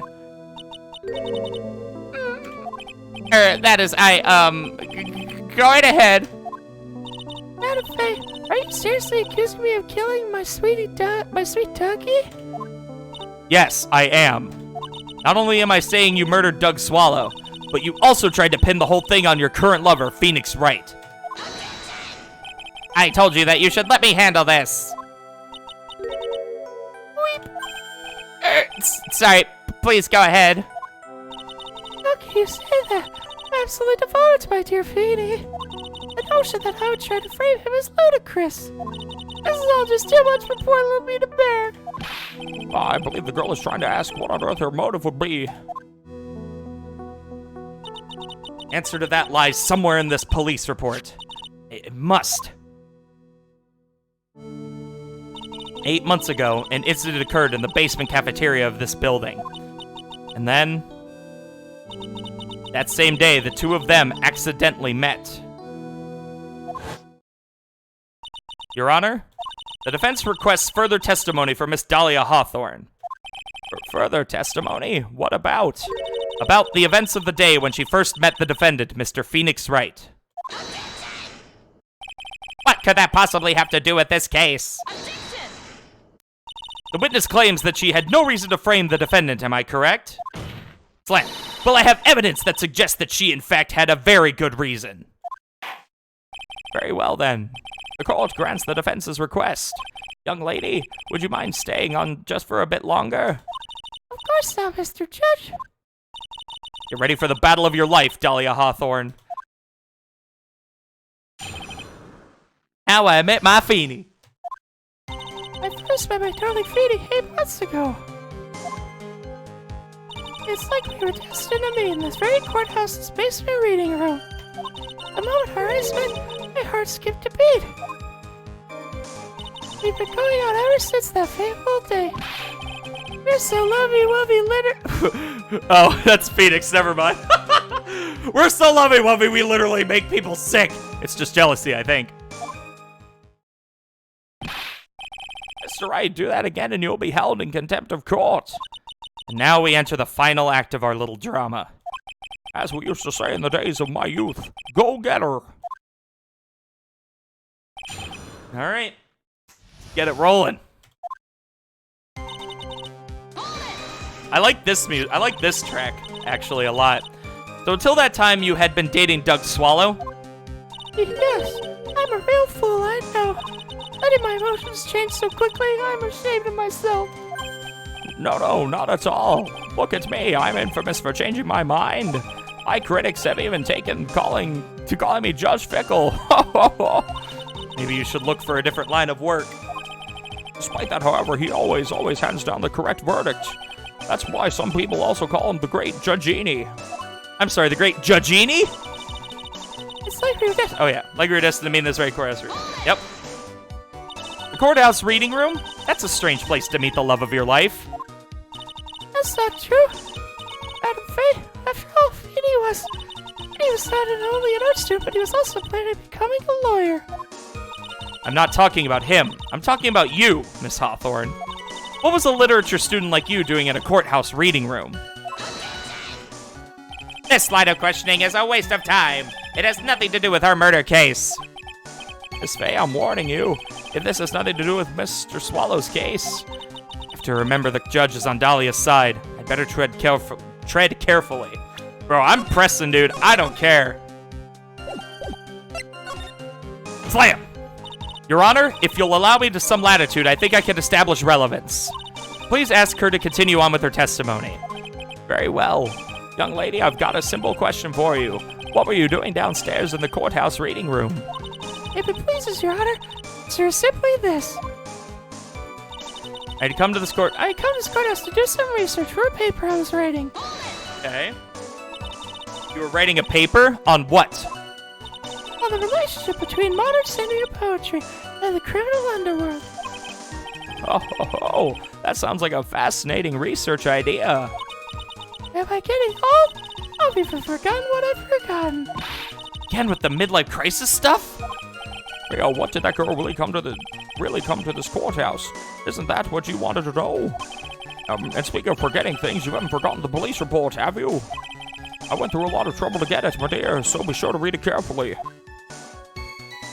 The moment I met, my heart skipped a beat. So what was it about Mr. Wright that made your heart malfunction like that? In my personal opinion, he just looks like a typical snotty-nosed college brat. Perhaps to a woman your age, but to me, he is handsome. Perhaps to you, Miss Hawthorne, but to the rest of the planet, he's a dime a dozen. Love is a mysterious thing, and I object to this line of questioning. If you were to look at my wife, for example, you might all be shocked.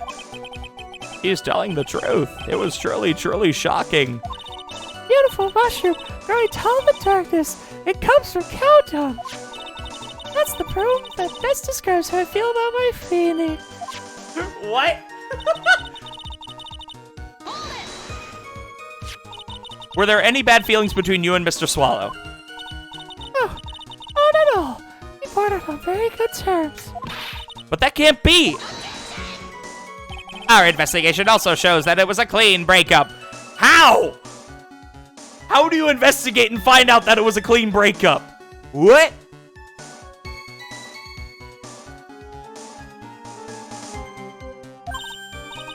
Huh? Are you sure? Yes, it seems that they both wanted it that way. The victim wanted to break up with her? Press further! So you're saying that Mr. Swallow also wanted to break up with you? Well, you see... What a cruel thing to ask a lovely young lady like this. By the way, I've never once considered leaving my wife. No one cares, Mr. Payne. She didn't deny it. That must mean Doug Swallow must have seen through her little act. He must have gotten a glimpse of her true nature. Listen to me, Mia. That woman has the judge in the palm of her hand, you see. The only way to discredit her is to find a contradiction in her testimony. Okay.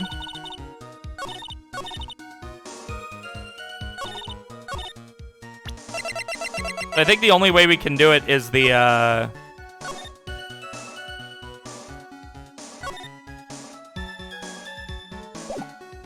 Do we pull that out, or do we pull this part out? Probably this part. Oh, no, the other way? Okay. I mean, to be fair, though, in terms of that, you could literally go with, however the police are questioning the 19-year-old female college student who is sitting with the victim. There would only been one 19-year-old female college student who was sitting at the time. I understand that, but I still feel like you could have gone that way with it.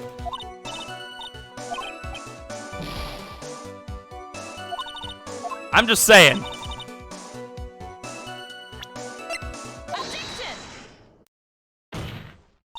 Regardless of whether or not it mentions names, that it still would have been, you could have still pushed in that direction.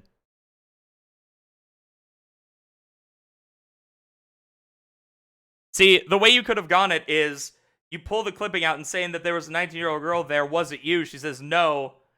Then you pull out the police report saying, oh, that's not true because there was an incident that happened months ago where you were a suspect in it. It's just doing it the opposite direction. I think you could go both ways with it. Again, it's how Phoenix Wright goes. There's tiny little things that I think that you could go either way on, and it's just how it is. Miss Hawthorne, you weren't here because of your research paper, were you? Didn't you actually come here for a much more important reason?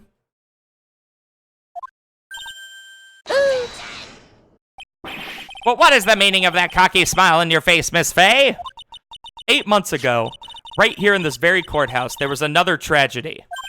Another tragedy? Do you mean the incident in which an attorney was poisoned?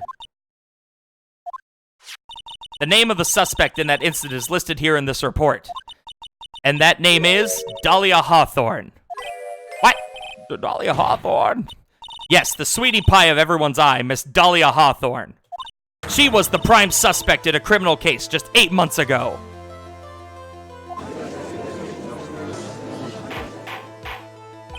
Order. This is unbelievable. It's true then, the loveliest rose can hide. Miss Fay, that's not fair. You can't slander my witness with an unrelated case. I, Winston Payne, will not allow it. Mr. Prosecutor, I believe I was speaking. Pardon me, go right ahead. It's true that about 8 months ago, the police expressed some interest in me. Express some interest, huh? Mr. Judge, sir, I know I'm under oath, so I'll tell you the absolute truth. I did not commit the crime that occurred during that incident 8 months ago. I see. Okay, I've tied the two crimes together. Now I've just got to stay on the offensive. Well done, Mia. Oh, you really lit a fire in my heart and my buttocks. I can hardly tell which is more inflamed, my spirits or my hemorrhoids.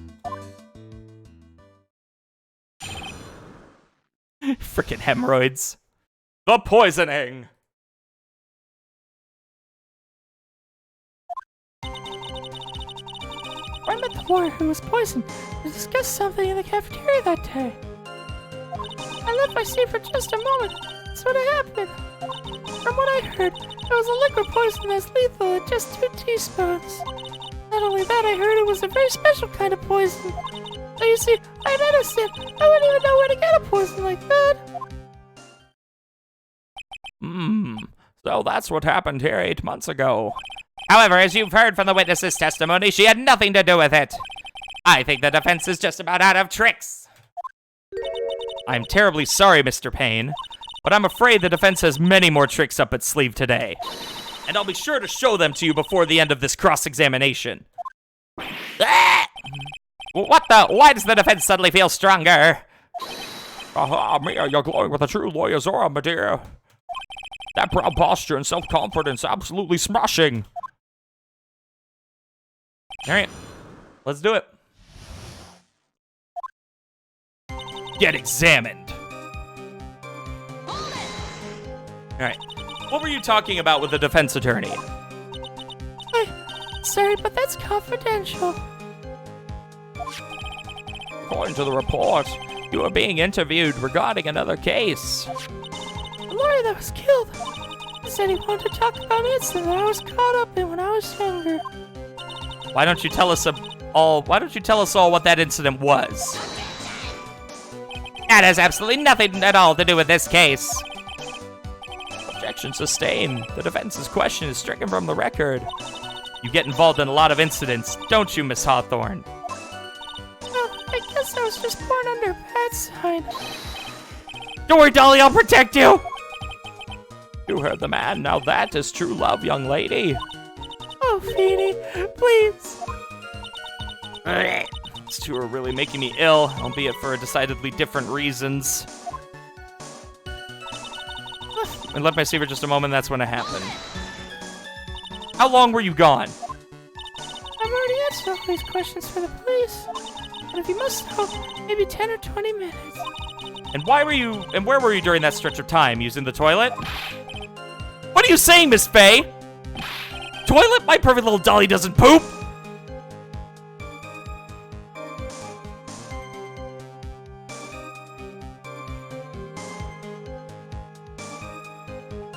Mm-hmm.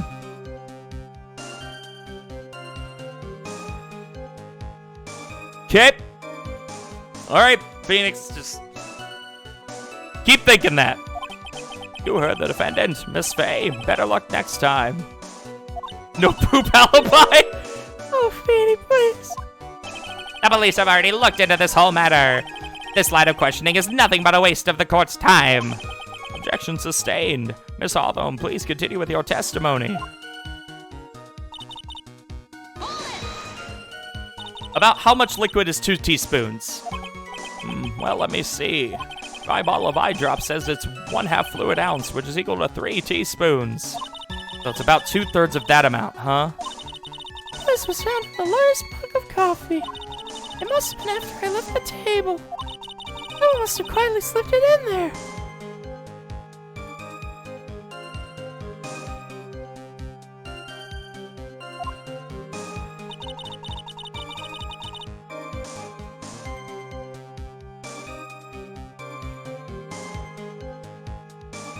Oh, not only that, I heard it was a very special kind of poison. Take her down.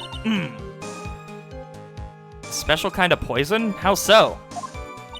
Oh, I heard that was impossible to detect.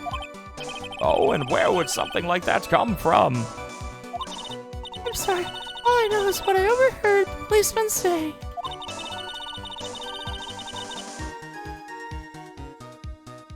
They said something about using advanced chemical processes to purify it. Chemical processes? Well, that's quite impressive. Most impressive. Better question is, how did the criminal get something like that? I used to have medicine. And that's the reason they didn't arrest you?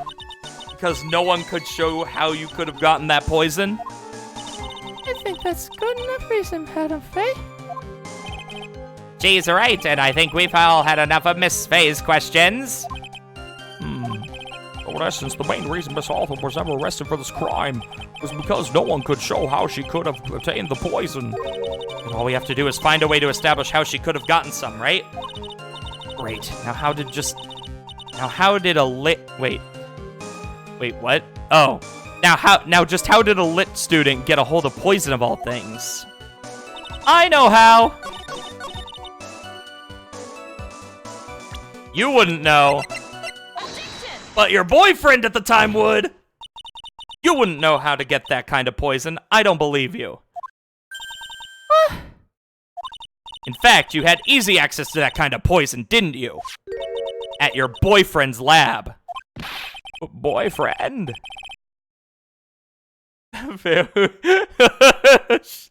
Pretty much. What's up, LG? How you doing, bud? You mean the victim, Doug Swallow?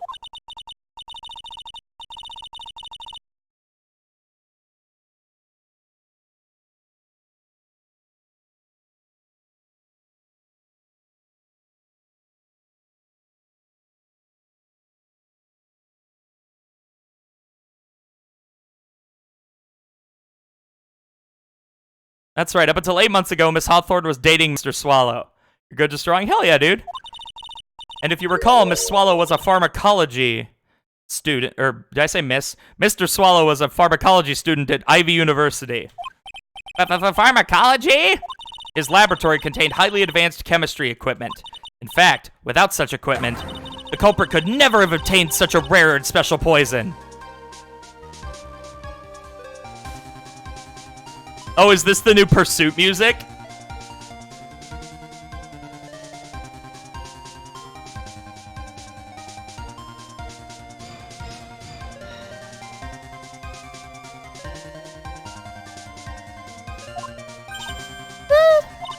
Well, Miss Hawthorne, it seems you had access to such a poison after all.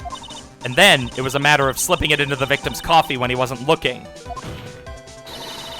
The only person who could have done that was the one sitting at his very table, you.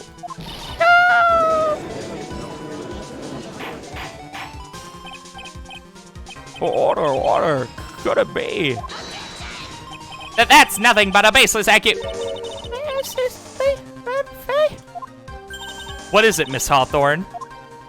The amount of poison in the coffee was 2 teaspoons, correct?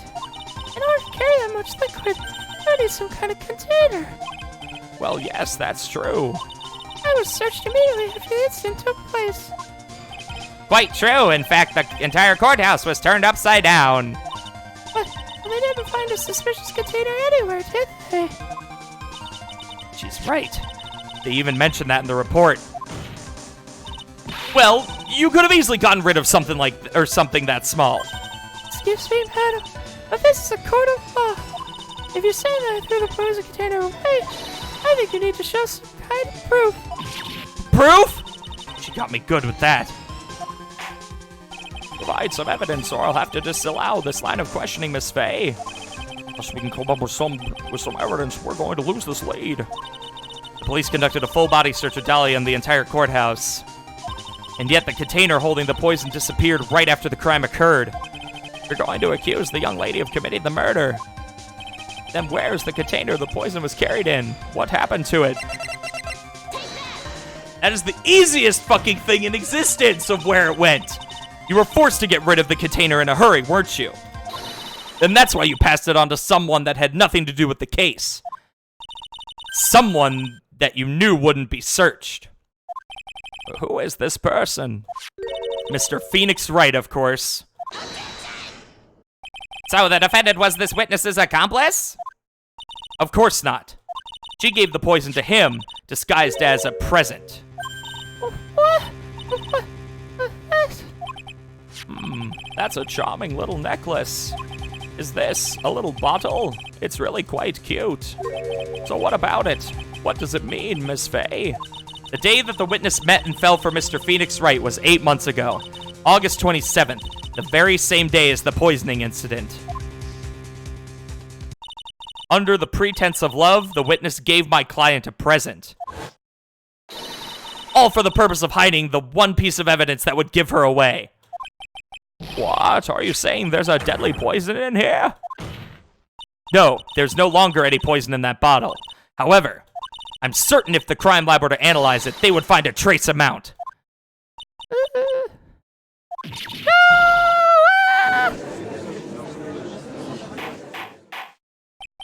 Order in the court.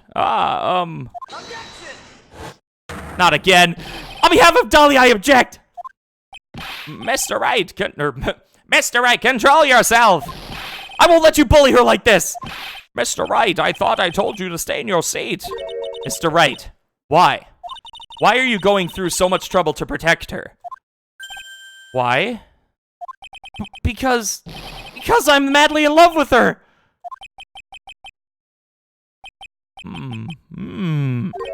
Madly in love. I haven't heard anyone say that in a long time. Mr. Wright, have you ever thought about this? Why exactly would a woman like Dahlia Hawthorne want to date you anyway? Well, I guess she must be madly in love with me too. Mr. Wright, please, open your eyes. At this point in the trial, I think it should be obvious to everyone. The real reason that Dahlia Hawthorne is dating you is... Or maybe she's just mad, maybe.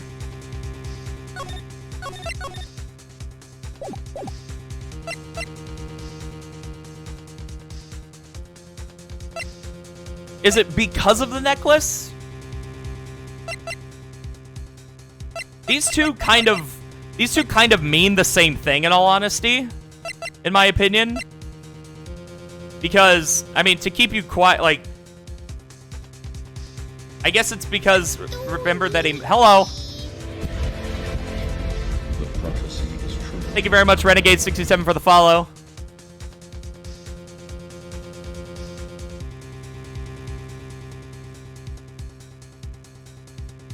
Much love, dude. Alright, hang on one second here. I've got to check for something. Oh, he didn't send it yet. That was fancy. I mean, I guess. I'm gonna go with because of the necklace, because he mentioned that she kept wanting it back. Dahlia Hawthorne was not and is not madly in love with you. The only thing she is after is that bottle necklace you love to wear around your neck. My necklace? Back there in the waiting room, you said it yourself. Yeah, but she's so shy. Every time I see her, she always says the same thing to me. Please give it back now. What a strange girl asking for a present back like that. For Dahlia Hawthorne, that necklace is irrefutable evidence of her crime. That's why she absolutely had to get it back. You're lying! But you never gave it back to her. And to make things worse for her, you insisted on showing it to everyone you met. That's why she... I don't believe you. No! That's a lie! What? Eek!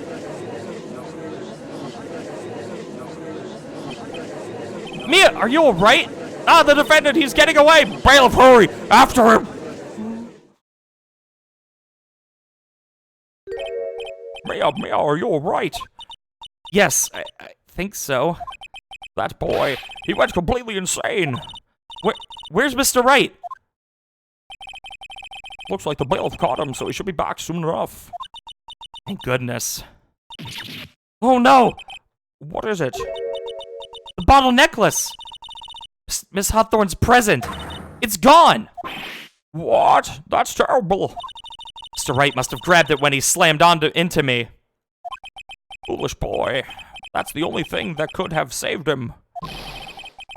What in blazes are we supposed to do now? Uh-oh. That's bad. That's bad.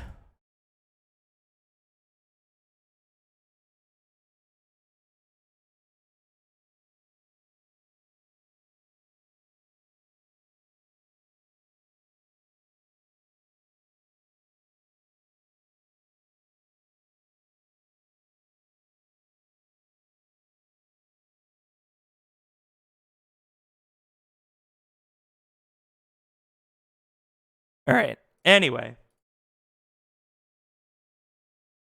Alright, Mr. Wright, this sort of behavior is unprecedented in the history of this court. That may lead to a whole different kind of case. You're not wrong. Just like aggravated assault. Just there you go. But the only thing that happens in this world is murders. Nothing else happens.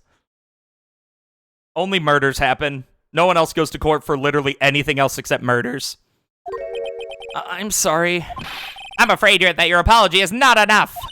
Mr. Wright, what did you do with the bottle necklace? Forgive me. I'm sorry. It's okay. Just give back the necklace. I ate it.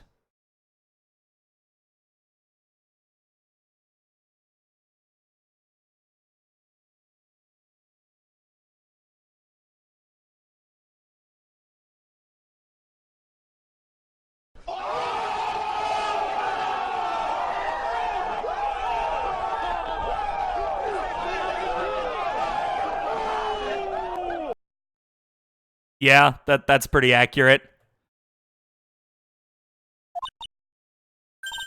You what? You ate it? It was too big to swallow, so I had to chew it into little bits first. But yeah. What the? Why? What is he doing now? Your Honor, you've got to stop the trial. Mr. Wright, are you feeling okay? Does your stomach hurt? The bottle you swallowed may have had some poison left in it.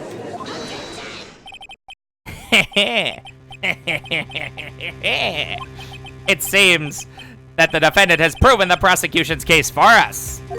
Clearly, that bottle did not contain a deadly poison. How can you be so sure? I think that's obvious. As you can see, the defendant is still very much alive. As for the poison, more like a fledgling defense attorney's overactive imagination. So it would seem. No, there must be some mistake. The bottle must not have had any poison left in it. Either that or the poison must have lost its potency. There. It's all right, rookie. Trusting your client is the most noble thing a defense attorney can do. As it's heartwarming to see that you place this much faith in Mr. Wright. But that's how it is for us on the prosecution side, too. For example, I would trust the witness, Miss Hawthorne, with my very life. Which is why I can state that your assessment of her is completely wrong. That's enough. Unfortunately, Miss Fay, I cannot accept your explanation of events. But why? This may be impossible for a beginner like you to understand, but in a court of law, evidence is everything. And after I proved so much, is she going to get away with everything? Well, now that the suspicion surrounding Miss Hawthorne has been cleared up, I would like to proceed with the trial. Mr. Wright! I'm sorry, Miss Fay. It totally slipped my mind. I'm really, really sorry. I know you believed in me, and I feel like I really let you down. Mr. Wright, what are you trying to say? There's something I forgot to tell you. What is it? That day, the day I met Doug Swallow.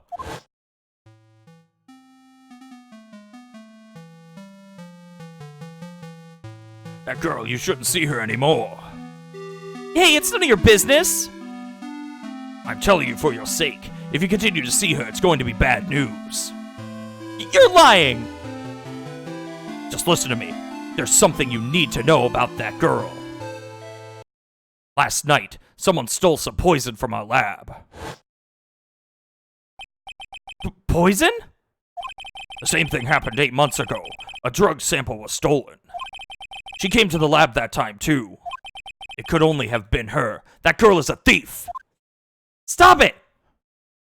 Don't talk about her like that!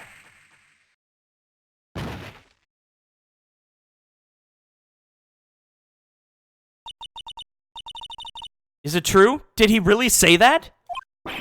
That's ridiculous. Ridiculous. There's one more thing. After I pushed him that day, I got worried and came back to have a look. And she was there. Ellie was right there. She was crouched down next to him. What?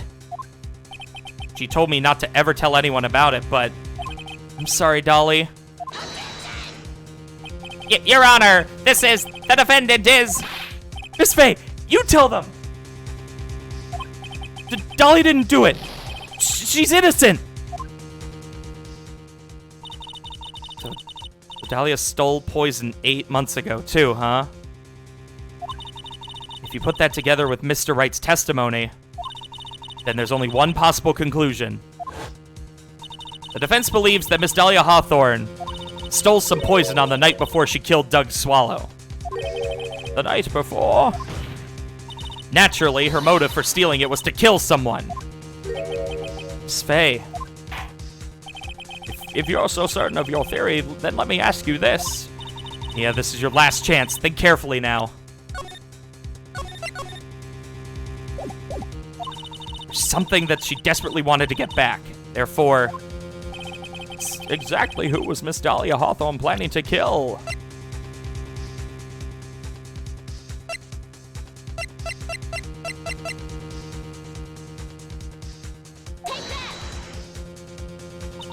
there was one person that was standing squarely in Miss Dahlia Hawthorne's way, and that person was Mr. Phoenix Wright. Me? That's preposterous! After all, it was Doug Swallow that was murdered! Well, it's true that that's how things worked out.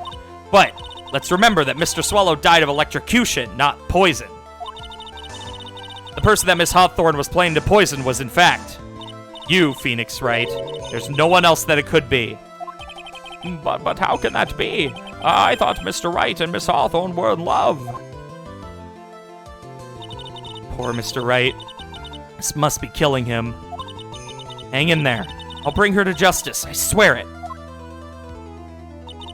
As I said before, the only thing Miss Hawthorne truly cared about was the one piece of evidence linking her to that incident 8 months ago. That's right. The bottle necklace. That's all she cared about. But even so, why? Why would she go so far as to murder him? 8 months ago, just after the fall of that attorney in the basement cafeteria, Dahlia Hawthorne could think of only one thing. How to get rid of the bottle necklace as quickly as possible. No, it can't be. It was a pretty good move she made, too.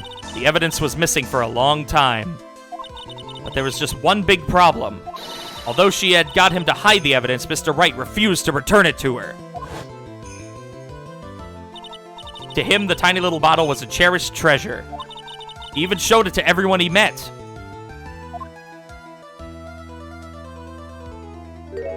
You mean, that's why she tried to kill Mr. Wright? Correct, Your Honor. It was to retrieve that piece of evidence. That can't be true!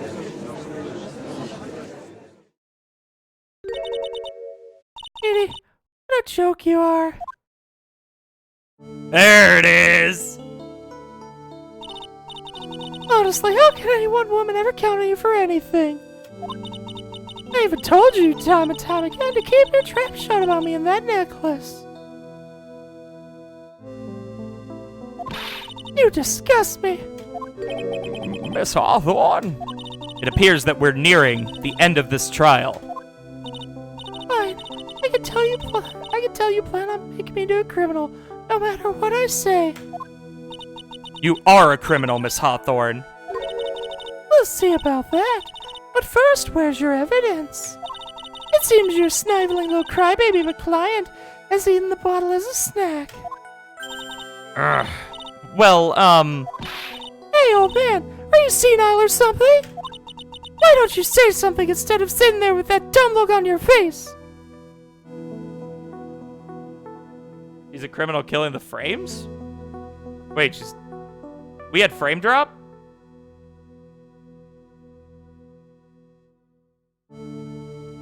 I didn't have any. Might be on your end. It might have been on Twitch's end. I actually had no frame drops that time for once. Ha Probably just you, yeah. Miss Hawthorne, what's happened to you? Are you really that shocked? Or do you prefer me this way, Mr. Judge? With absolutely no proof, you treat a voluntary witness like she's a mass murderer. Well, I have nothing more to say. I'll be heading home now if you don't mind. But we're not finished. Fine. Then ask this nasty old hag to finish up already. I can't let her get away this time. Stop, Mia. If you keep on pushing without any evidence, you can pay the ultimate price as a lawyer. Ultimate price? That Dahlia voice is hurting my throat. That Dahlia voice actually doesn't really kill my throat that much at all, to be honest.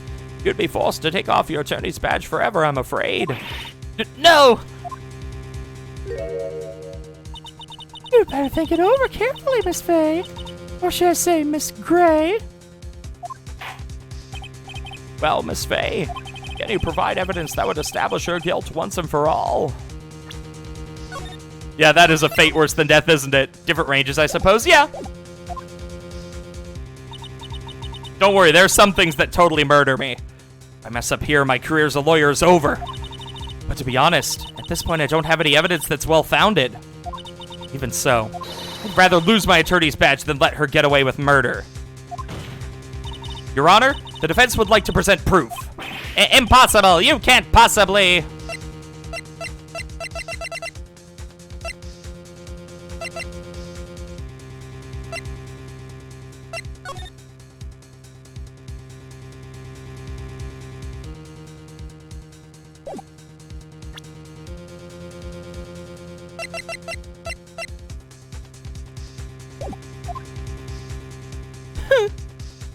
Stupid woman. It is the opinion of the court that there has already been enough discussion. Therefore, I will allow only one piece of evidence to be presented.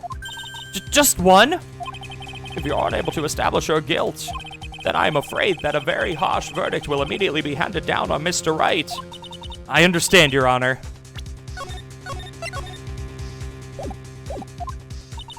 I can just imagine the headlines for tomorrow's newspaper. Yeah. Up-and-coming lawyer plummets to the earth before she gets the chance to soar. Just planning to poison Mr. Wright. That's the case, that the poison was probably in there.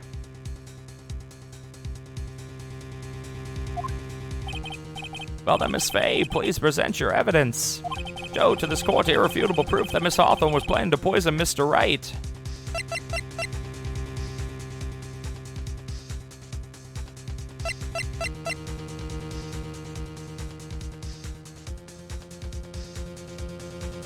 You think it might have been the cold killer?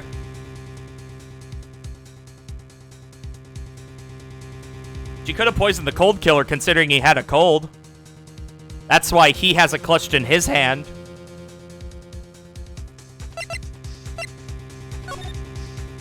Like, he has the cold killer because maybe the cold killer was poisoned?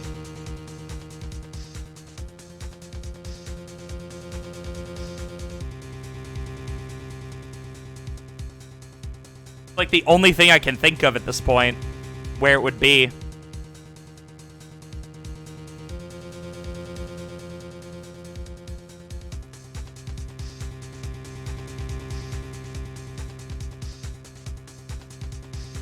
I think this is it. Here it is, Your Honor. The evidence that will prove her guilt once and for all. Cold Killer X. Phoenix Wright's beloved cold medicine. Does our rookie defense attorney have a bit of a cold? If I did, I still wouldn't take this cold medicine. After all, it's been poisoned. What? Remember what the defendant said in his testimony. But I lost my bottle of it around lunchtime on the day of the accident. I always eat with Dolly, just the two of us. She was the one who took his bottle of Cold Killer X. Then she poisoned it knowing that Mr. Wright was going to take some. Now you're really grasping at straws. After all, it was the victim, Doug Swallow, that was holding the medicine. I would like the court to recall the crime that happened here 8 months ago. Where did Miss Hawthorne hide the evidence? What are you talking about? 8 months ago, the poison was hidden in her bottle necklace, which she then gave to someone else for safekeeping. Someone she had accidentally run into in the reading room, my client, Mr. Phoenix Wright. Yes, that's right. She did the same thing this time as well. After shoving the victim, Mr. Phoenix Wright left the scene of the crime. That is when the murderer, Dahlia Hawthorne, appeared. With her, she was carrying the poisoned bottle of Cold Killer X. This, of course, was so she could carry out her plan to murder Mr. Wright. I believe she did testify that she was going to meet with the defendant. Yes, and she heard and saw everything that happened at the scene of the crime, including what the defendant and victim were arguing about, and the cut electrical cable. That's when she realized, I can't allow Doug Swallow to live. She used the severed electrical cable to silence him forever. Unfortunately for her, this is when the problem occurred. Mr. Wright, who she thought had left the scene, came back to check on the victim. And on top of that, because of the power outage, some students showed up as well. It's hardly any wonder that she was, as she put it, in a state of panic. Recall that she was carrying that bottle of poisoned cold medicine. She must have thought, what if they searched me like they did 8 months ago? 8 months ago? Yes, she disposed of the evidence exactly the same way as she did back then. What's up, Gimp? How you doing, bud? She had someone else hold it. In this case, Doug Swallow.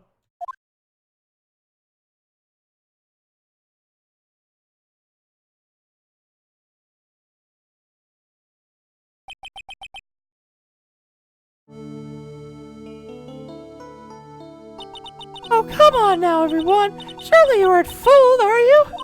This stupid woman, she's nothing but a filthy, stinking liar. Right, Mr. Prosecutor? Huh? Yes, that's exactly right. It's just pure desperation. Slam. I wonder which one of us is the desperate one. So, Miss Hawthorne, this cold medicine, I wonder if you wouldn't mind taking some. Well, Mr. Wright ate that necklace of yours, or Mr. Wright ate that necklace of yours, right? Now it's your turn to prove your innocence. What do you say? If I'm just a filthy, stinking liar, then there's no need to worry. So come on, show us. I dare you to take some of this medicine right now. Miffy! Miffy! There it is. Do you think you've won? Well, do you, Miffy?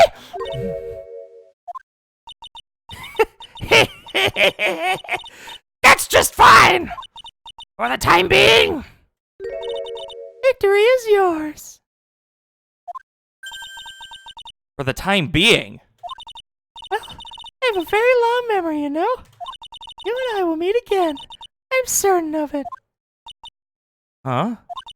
Well then, Mr. Judge, I'll see you later too, okay? Yes. I'm going to go spend a little quality time with the men in blue now. I wish you all the best.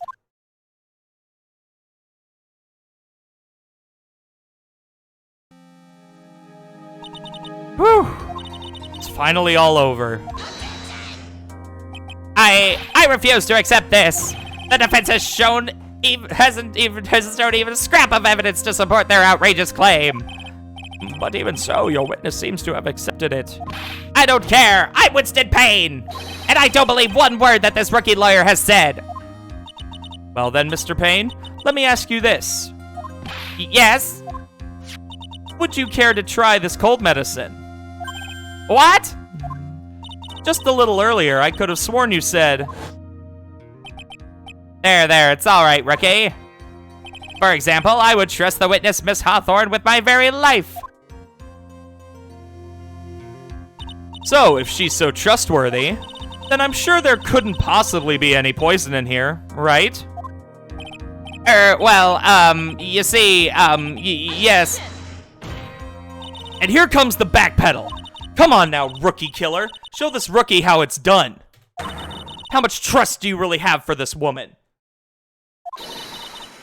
Are you willing to bet your life? Yeah!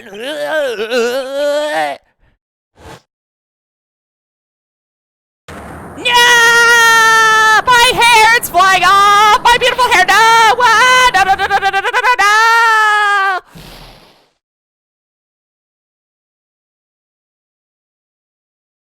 And dead. Mr. Payne, about Miss Dahlia Hawthorne. Yes, Your Honor. I'll file papers for her immediate arrest. Tragic, but not surprising. I knew there was something suspicious about her from the beginning. Don't lie, just admit you were wrong. By the way, Miss Fay, Yes, Your Honor? was it just me, or did you and Miss Dahlia Hawthorne seem to know each other? Your Honor, whether we did or not has no bearing on this case. Very well. Mr. Payne. This can't be happening. It's a nightmare. It's like losing to my daughter. It appears Mr. Payne has lost his spirit along with his hair. Does the defendant have anything further to say? It can't be true. My dear Dolly! Very well then. I believe I am ready to pass judgment and bring this trial to an end. The court finds the defendant, Phoenix Wright, Not guilty! Woo woo! Everybody, yay! Let's clap and have a big party for the fact that it's not guilty. If you're guilty, though, you don't get the confetti. This court is adjourned.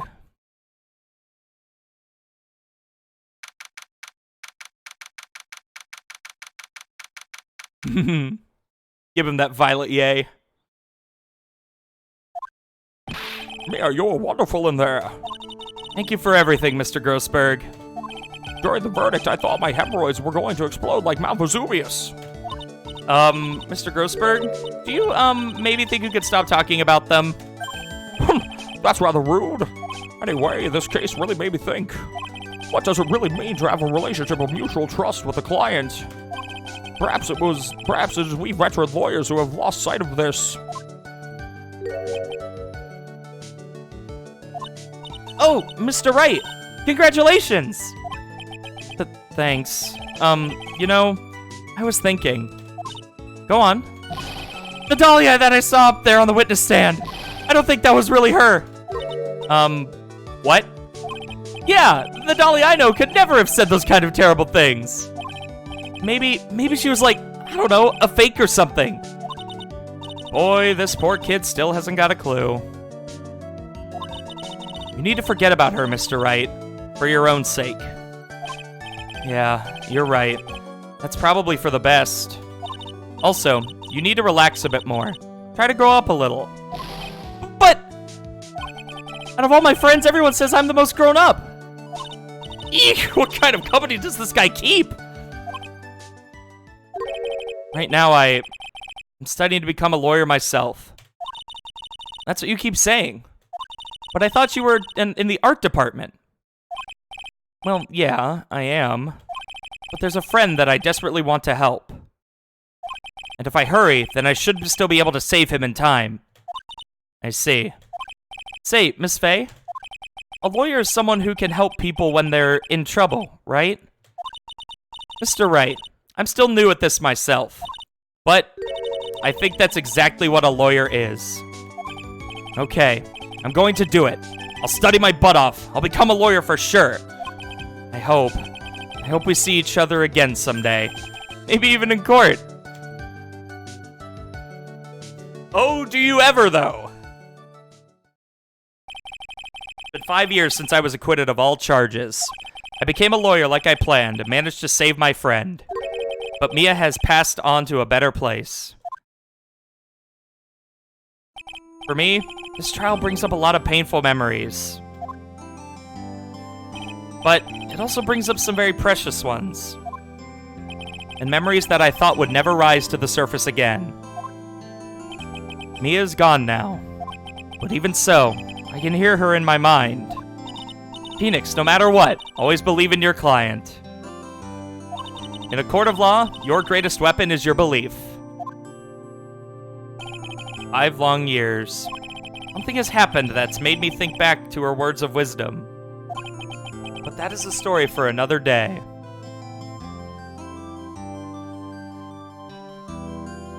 Yeah, and pearls too.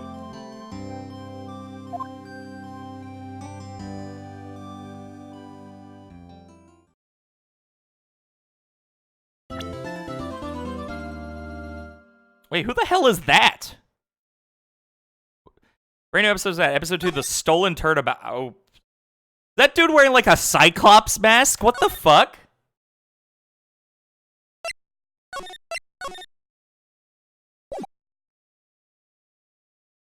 The time is 1 a.m.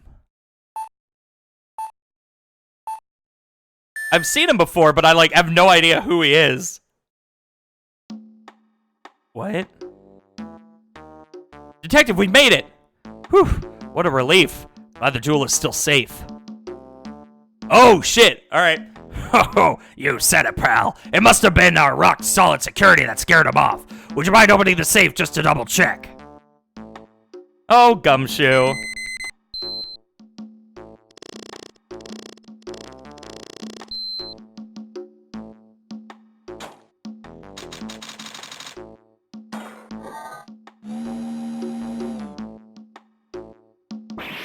Ah! We've been had!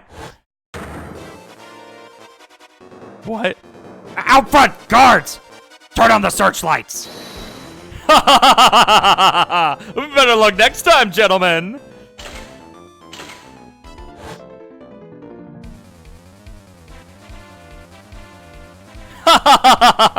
Excuse me, but I'm afraid I must be leaving now. Was he going to the moon? We shall meet again when the next moon is full.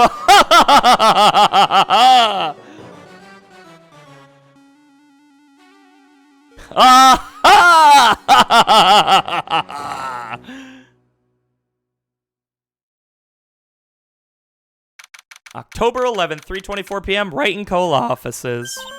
Hey, Nick! Get a load of this! Hey, are you listening to me? You can clean the toilet later. This is important. What are you freaking out about now? Today will be the last time you talk to me that way. Nick! Huh? We're about to hit the big time. Big time? And what do you mean by we? You don't mean you and me are... Don't be silly. I'm talking about me and Burley, of course. Hello, it's a pleasure to see you again, Mr. Nick. Pearls, you haven't changed a bit. Wait, what are you doing here anyway? Hee hee. Haven't you heard, Mr. Nick? Here, take a look at this. What's this? Some kind of poster? Oh, they fixed the... Karain Village. Isn't that... That's right, it's our hometown. Burley of mine, that is. What's this about treasures from the boonies?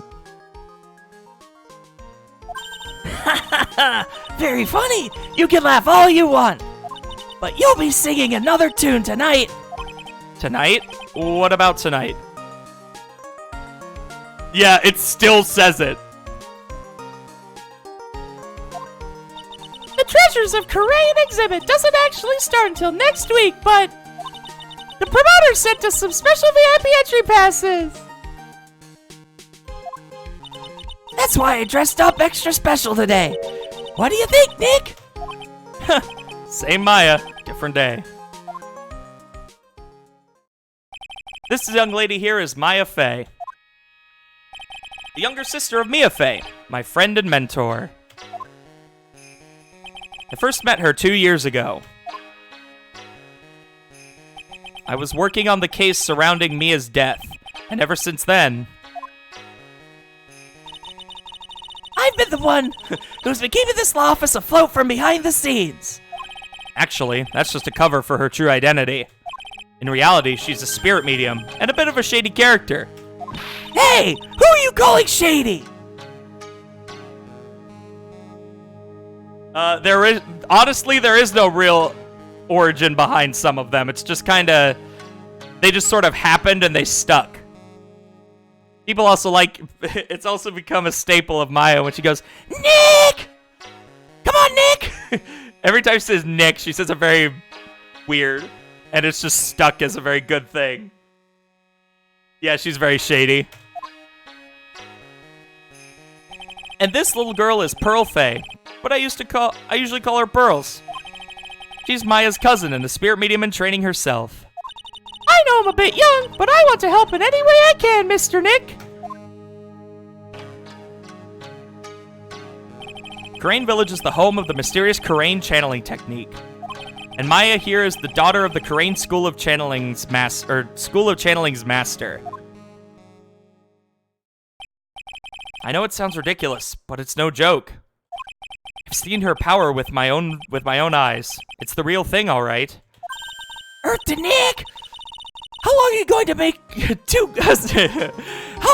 make two gorgeous women like us wait?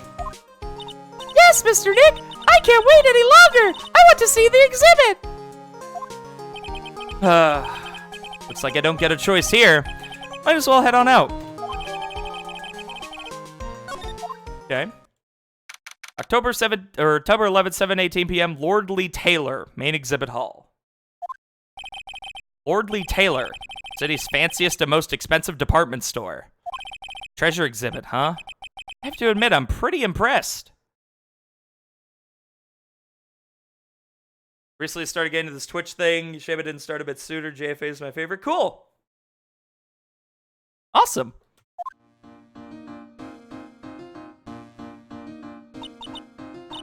Wow, this is awesome! Yeah, you can make even the cheapest junk look great.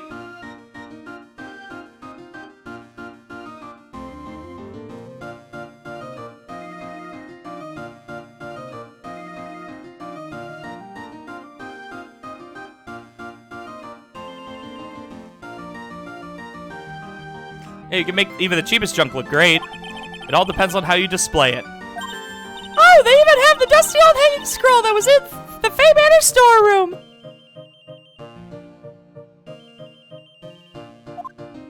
Oh yeah, I remember scribbling on it when I was a little girl. On a family heirloom? Say, Nick! The person in charge of this exhibition is waiting for us in the basement warehouse. Alright. I guess we should go and say hello. want to examine some stuff first. I think I remember this old folding screen here. I'm pretty sure it was an important piece of evidence in that murder case that happened in Crane Village. This folding screen is the greatest of all the spirit channeling secrets. The 6th Crane sacred writing folding screen. If it's so secret, why is it the most prominent thing in the exhibit? They're just a bunch of old urns. Are these really treasures too? Of course they are. This is a treasure exhibit, isn't it? Well, yeah, I guess so. So all it takes to be a treasure is age? No wonder nobody likes museums. Whoa, Mystic Maya, look! I can't believe it! Ah, it's so cute! It's a little diorama of Crane Village. Yeah, look at that. But somehow it seems to reek of dreariness.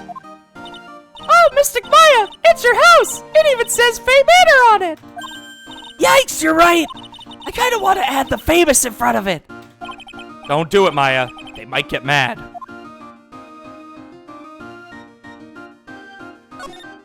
What's with this big cushion? It's just lying around with nothing on it. Well, it must be for the greatest treasure of all. Greatest treasure? Is there something like that? Huh? Why, of course there is. Right, Pearly? Oh, yeah, of course. Yeah, I bet it would really take your breath away. Okay. What else we got in here? Did they patch the bullet hole? Seems like it. A piece of cloth with a ton of finely written characters jammed onto it. Probably esoteric knowledge only mediums would know. Let's see. Here's the title in English. 108 Ways to Save Money. Are you planning to play the other Ace Attorneys after this, or just the trilogy? I'm probably going to do a little bit of research into how to emulate the rest of them in a way that works for streaming. If I can make it work, then I'll probably do that. If not, if I can't figure out an easy way to do it, then I probably won't until they either decide to do the same thing they did with this trilogy with more games or what. So.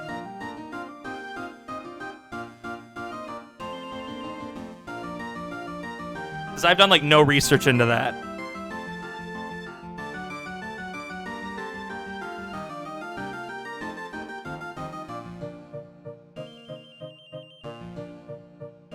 Well, like I said, I'll do some research into it and see how it'll work. I'm pretty sure the number has gone up since the last time I saw it. Well, we're always looking for new ways, you know. Being a medium sounds like a rough way of life. Alright, let's move out then. Burr. Okay. Yep, this is a basement warehouse, alright. This place is scary. I feel like a monster could jump out at any time. Don't be scared, Pearly. I'll protect you. Oh, Mr. Wright. Eee! A monster, you were right. Huh? A monster? Oh, hey, what's up, Adrian? Holy shit. Good evening, it's good to see you again. You! I know you! Nice to see you again too, little miss. Ah! Hello! Is she a friend of yours, Nick? And how do you know her, Pearly? Nice to meet you. I'm Adrian Andrews. I'm in charge of the promotion and planning for this treasure exhibit. I'm also responsible for the security arrangements. Oh, nice to meet you. Adrian sure has changed since we last met. So this is the warehouse. The really valuable exhibit items are stored away in here. I'm really impressed, Miss Andrews. Handling a huge exhibition like this must be very tiring. Well, Lordly Taylor is celebrating their 200th anniversary this year. The work on display in the main exhibition hall are worthy of the finest museums. Woohoo! Did you hear that, Pearly? The finest museums. Yes, I did. That's really wonderful. So this basement warehouse is pretty well protected, huh? Of course it is. After all, there are some priceless treasures here. The security guards are all very highly trained as well. That sounds good. So what is it with that face she's making? It really has been a long time, hasn't it, Mr. Wright? Nick! What's going on? Who's this woman? Why are you freaking out on me? What? I just thought it'd be more dramatic if I got all worked up, that's all. Mr. Mike, you shouldn't let him off the hook so easily, huh? Please, Maya, don't say anything that'll needle pearls further. Mr. Wright was there for me when I really needed help. It was something that happened 7 months ago. You remember, don't you? The Nickel Samurai case? Not really. I was stuck in a dark wine cellar. Did that escape your memory, Nick? After that, I quit being a manager and started this job. Wow, that's tough. I'm sorry, Miss Andrews, if it wasn't for us. No, don't say that. I'm glad the whole thing happened. Thanks to you and everyone else that was involved, I was able to change my whole life. I really am grateful. Whew, that's a relief. Sliding on okay. What?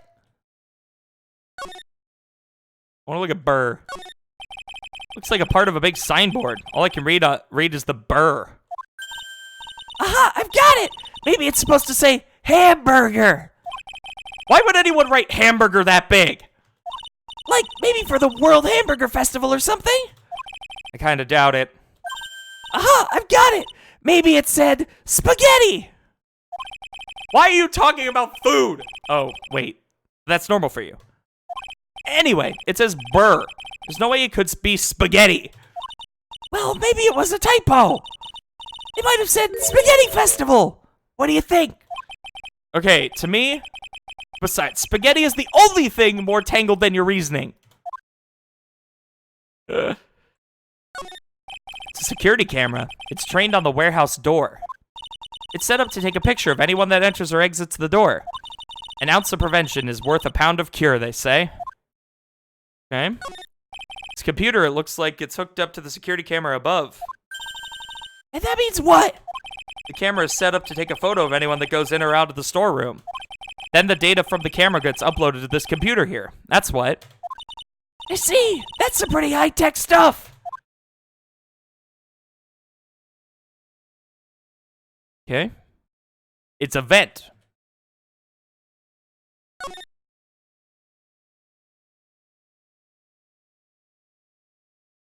Oh, really?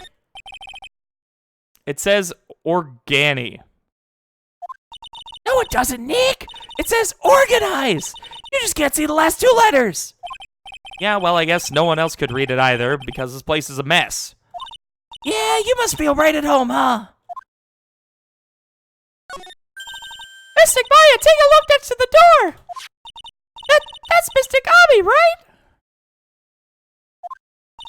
Yes, that's a statue of the woman who invented the crane channeling technique, Ami Faye. The statue is on loan from one of the training halls of the Faye branch family. In fact, it just arrived this morning. The Shichitsito. Yeah. It's Shichishito. If I can pronounce it right. What's that creepy looking thing she's holding? Don't ask me. How should I know? Well, you are the future master, right? Maybe so, but this is the first time I've ever seen this statue. That thing is the crane Goddamn, I always get, every time I go with I think I'm supposed to say Shitishito. It's not. It's Shichishito. It's a ceremonial sword. It's not a real weapon, so the blade isn't sharp. Aw, phooey! I wanted to cut something. What are you eyeing me for? Oh, look, it's already 8. Have you all eaten yet? Well, actually...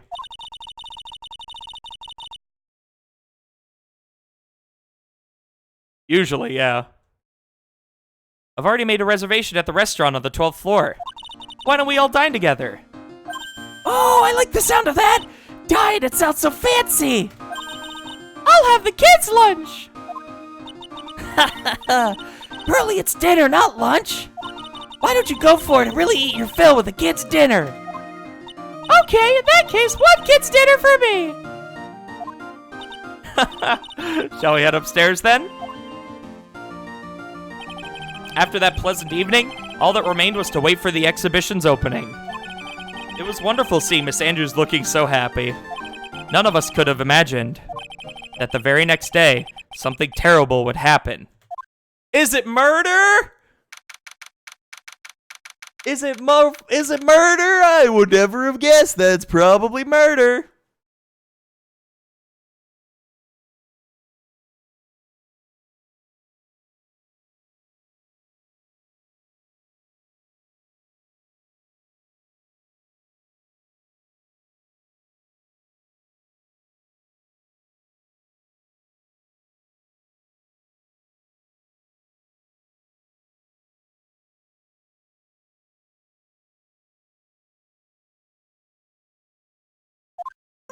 Nick! This is terrible! What the? What the? You're cleaning the toilet again? I never knew you were such a toilet freak!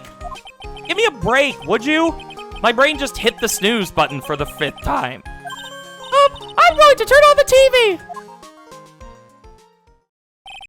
We've got an update on the recent treasure heist. Based on the clues found at the scene of the crime, authorities have announced that they believe it was the work of the renowned thief, Mask de Mask.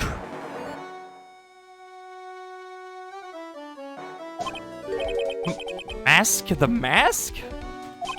According to the spokesperson, Lordly Taylor received a threat letter some days ago.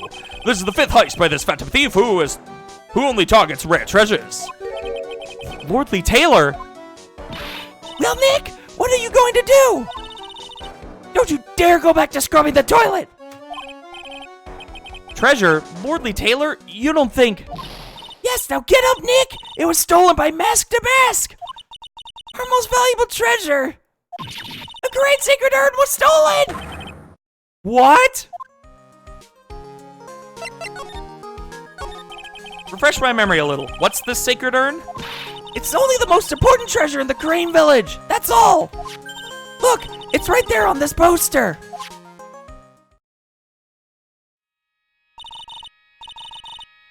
Don't you remember what's inside? The urn contains a very important soul! Namely, the soul of Mystic Ami Faye! Founder of the Crane Village, or Crane channeling technique! Right, Pearly? Ah, yes! That's right! Hold up!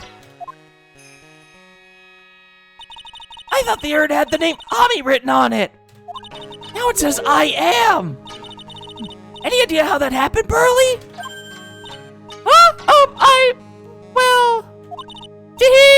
There's some things best left unsolved, would you say, Mr. Nick?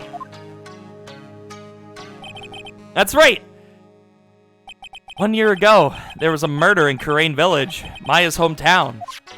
The sacred urn. It turned out to be an important clue in that case.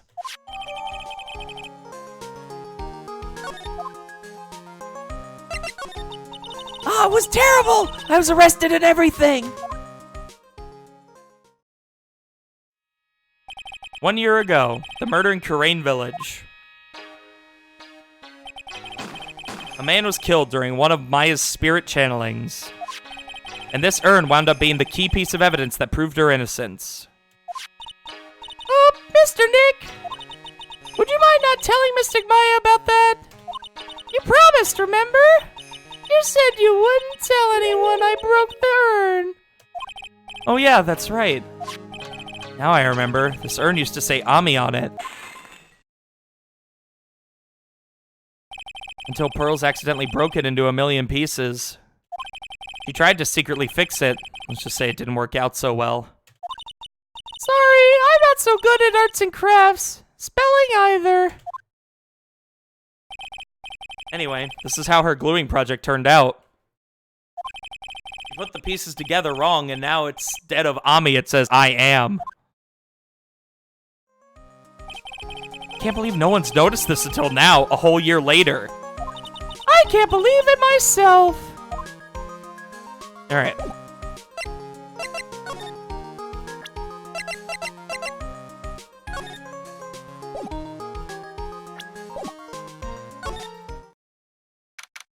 Alright, October 12th, Lordly Taylor Main Exhibition Hall. Right, let's see if we can find some clues that might lead us to the bad guy. What line? What, the previous one? That's fine. But it doesn't look like anything has been disturbed. Yeah, it looks pretty much like the same as it did last night. Bad guy, huh? Hey, you can't poke around here, pal. Wait a minute, that voice. Oh no, not him again. It's you, and I'm the one who should be saying not again. Oh, it was because what to do. It was the what to do line, which is usually just Maya saying, let's go to the scene of the crime, that sort of thing. Because it's usually what to do and any ideas are the two, like, here are hints to move you forward. Why is it that every time something bad happens, you always show up, pal? I should be asking you that. Aren't there any other detectives? No, I should be asking you that. What are you doing hanging around here? Hey, I asked you first. Why are you here any... All right, we got it. Why don't you two kiss and make up already? Hello. It's been a long time, Mr. Scruffy Detective. Oh, it's you, little missy. Actually, my name is Gumshoe. Detective Dick Gumshoe. Now is a good chance for you to try to remember Wright. And if it's too long for you, you can just call him Dick. Okay, it's good to see you again, Mr. Detective Dick. Yeah. Good to see you again, too, I guess. Mr. Detective Dick, can you tell us about what happened? Oh, you're trying to remember my name, atta girl. It's Gumshoe, okay? Anyway, the thief stole something called the Sacred Urn. I know about that. Oh, well, the criminal's name is Mask to Mask. I know about that too. Detective, can't you tell us something other than that? Well, I guess I sort of kind of owe you guys in a way. The crime occurred last night around 1:30 here, or 1:30 in the morning. How exactly do you know that? We got an emergency phone call from a guard at the scene of the crime, pal. He said the urn was just stolen. The scene of the crime? You mean here, right? Wrong. That urn was being kept under careful guard in the basement warehouse. Basement warehouse, huh? So who was guarding the basement warehouse? That guy. It's all his fault that the thief got away, pal. He solves one case and gets a swelled head thinking he's an ace detective. Ace detective? So why do you call him an ace detective anyway? That's what he calls himself, pal. I didn't make it up. So, what's he like? Well, like I told you, Mask to Mask has made 5 heists so far. On the 4th heist, Mr. Ace Detective managed to get the stolen treasures back. Wow, that is impressive! All by himself?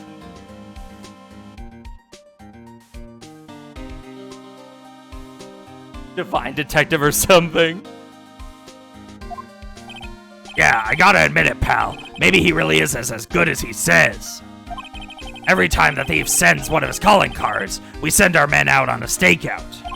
But none of us have ever gotten so much as a glimpse of the guy. But Mr. Ace Detective was able to retrieve the stolen treasure from the thief. Anyway, he's at the scene of the crime right now, looking for clues. So he's down in the basement warehouse, huh? Hey, Detective Gumshoe, about this Mask to Mask. Is he famous? What? You're joking, right, Nick? Master Mask is the hottest thing since sliced bread. Sometimes he appears as a museum guard. Sometimes he appears as a big brown bear known to surprise unsuspecting victims. But underneath those disguises is the true Mask to Mask. So he's some kind of master of disguise, huh? And he only goes after the finest works of art, pal. Last night was his 5th heist. If Lordly Taylor had only cooperated, I could have caught him this time. What? Then you knew he was planning on stealing the sacred urn? Of course I did. The guy always sends his calling card before he steals something. Calling card, huh? They mentioned that on TV.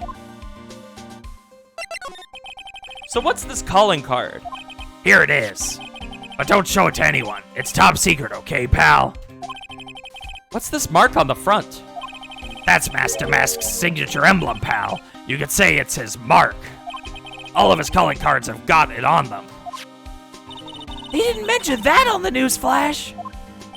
We're withholding that detail from the public for operational reasons. The only way we can tell if a calling card is real or not is by this emblem.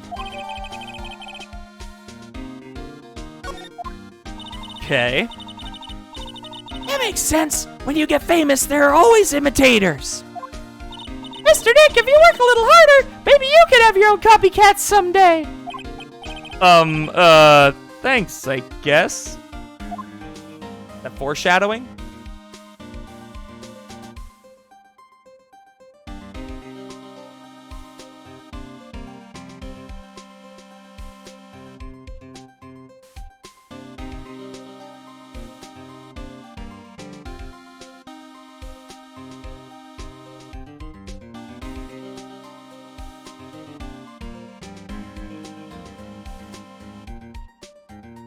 Ugh, excuse me. All right.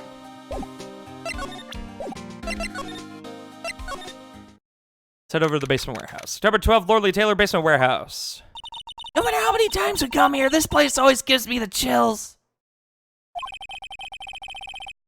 That's probably because it's air conditioned to protect the art pieces, you know? Welcome to my private little banquet of chaos. Huh? What the heck does that mean? Whoa!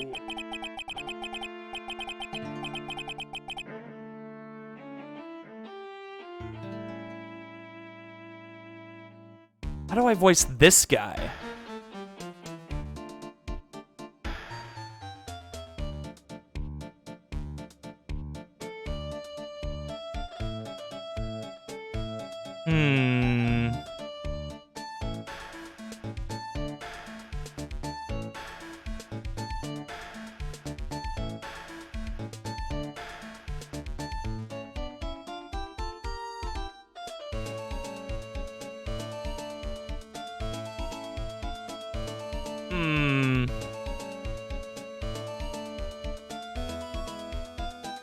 I mean, I feel like his, I feel like he fits the, I don't know.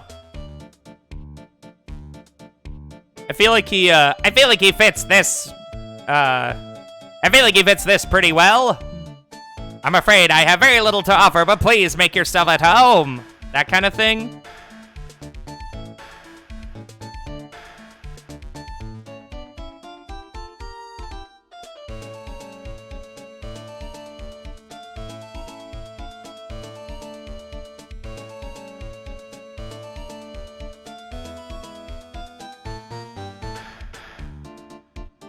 I think it'll be fine for now.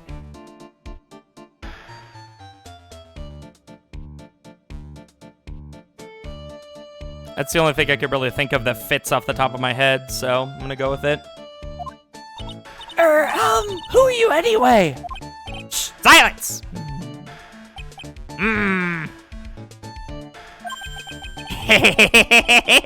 Now I see, it's all becoming clear. What do you see? Duffy! The truth has once again been elegantly revealed to me. A lawyer and a spirit medium, neither very advanced at their trade.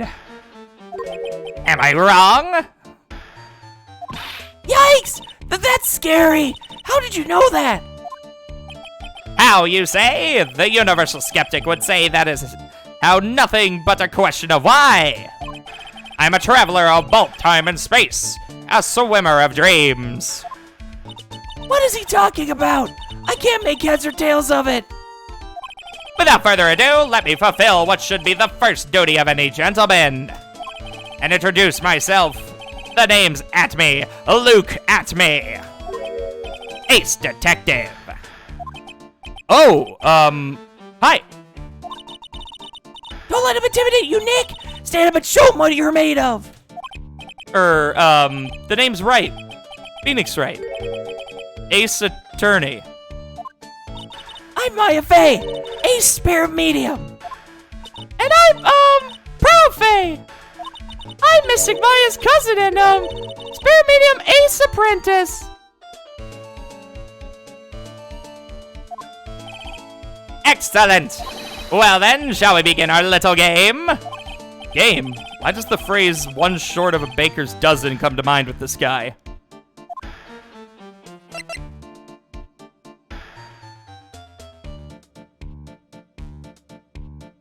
Look at me!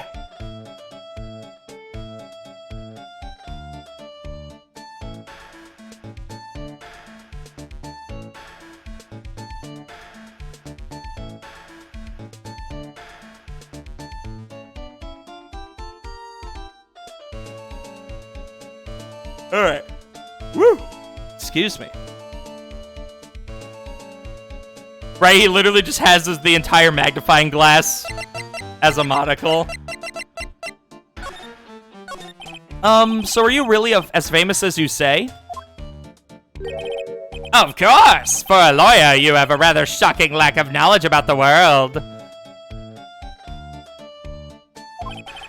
I had no idea anyone was left in the city that had not heard of me. Look at me! I am Master Mask's arch enemy, the ace detective. Look at me! At this moment, there are two mighty figures who loom large over this grand city. One embodies the nefarious forces of darkness, the other, angelic cherubs of light. Boy, now I'm really lost. What is he saying, Nick? I have been personally on the heels of this villain since his first crime. After learning this criminal's patterns, I thwarted his very latest loathsome larceny. I even returned the target of his tyranny, the portrait of Magina, to the crime scene. And I did it all by myself. I took it back from mask to mask, with my brawny mind and my brilliant muscles. Yeah, they mentioned it on the news in the Great People Around Town segment. They said that the museum gave you an incredible jewel as a reward. Well, compared to the treasure that I retrieved from them, it's not much. So, in the end, the only thing that makes you great is your own self-praise?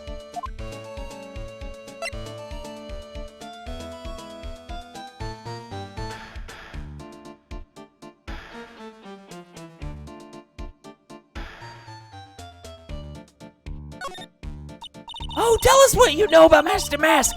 And keep it simple, please. Like about how I have devoted my life to thwarting his dastardly deeds.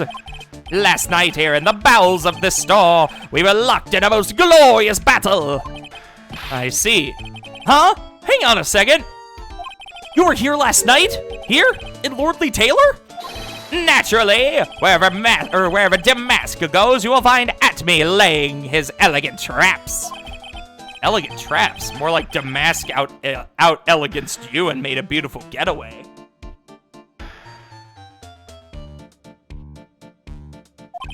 But this time I allowed him to escape with the illusion of victory. I wonder if I should ask him about what happened last night in more detail. Can you tell us exactly what happened here last night? But of course, after all, I always say, there should be no secrets between aces. Flattery will get you nowhere, Pinocchio. I first received the request for my services 20 days ago.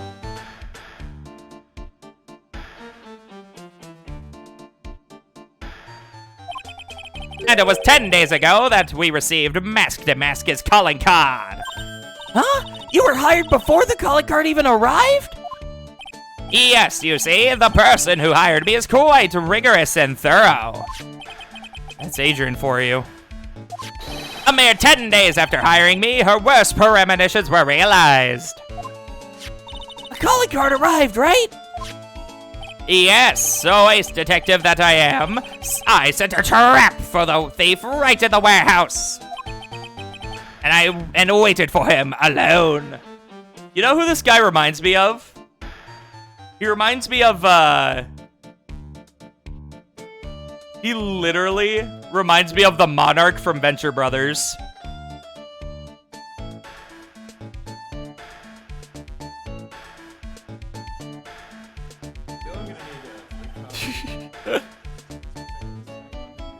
Where is it?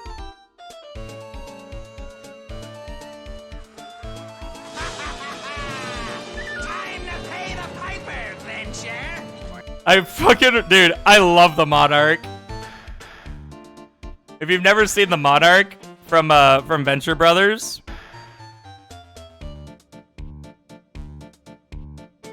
this is what he looks like. It just, I just sort of get a very slight feeling.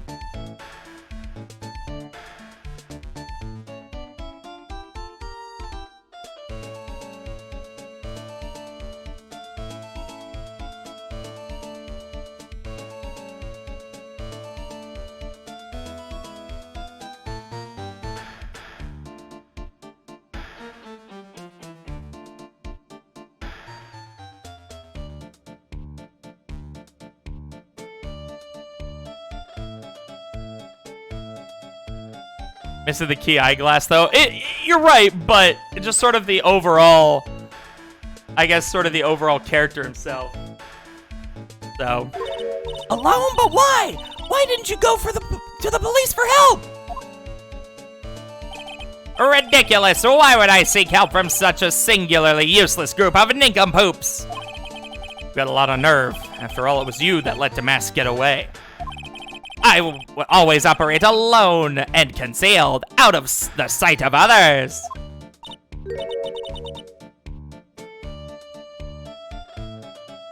Cord sealed? Precisely. Even the guards on duty here were unaware of my presence. To fool your enemies first, you must fool your friends. It's my own original proverb. Anyway, back to what happened last night. As I was saying, I hid here in the warehouse and waited for the thief to arrive. But I swear to you, not a solitary soul came through that entrance. Nevertheless, the sacred urn disappeared. But that's impossible. How could it just disappear? How, you ask? Don't be ridiculous, Sir Lawyer. If I knew the answer to that question, I wouldn't be here. For some reason, someone who seriously messed up his own stakeout, he's rather full of himself. So you're saying that even though one came through those doors, no one came, so you're saying that even though on one came, wait, on one? Hey, that's a typo! I should say no one came through those doors last night.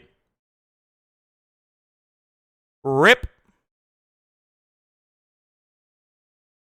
So you're saying that even though no one came through those doors last night, our precious urn still somehow vanished from under your nose?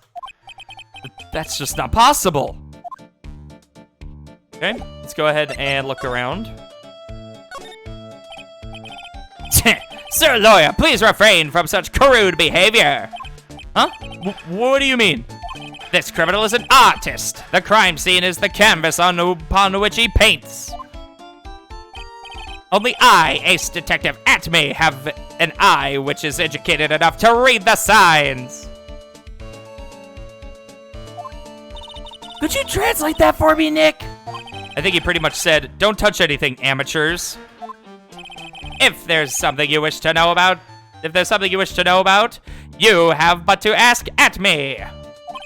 I know everything there is to know about my rival Mask de Mask. What do I do now? Does he have any top secret information?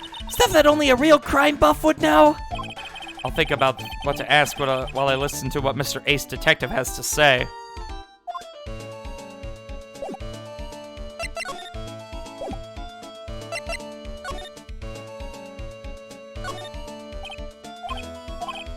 Okay.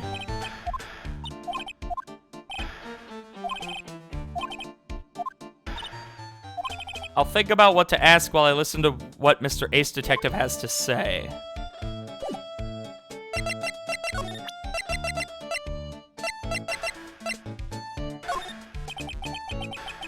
I'm sorry I can't be more helpful, but I have no interest save that of finding evidence against my arch rival. piddling evidence hog, you say? In that case, I'd simply be wasting my breath. Yeah, I guess you're right. Thanks, Maya. Why couldn't you have said I was a rival and not a piddling evidence hog?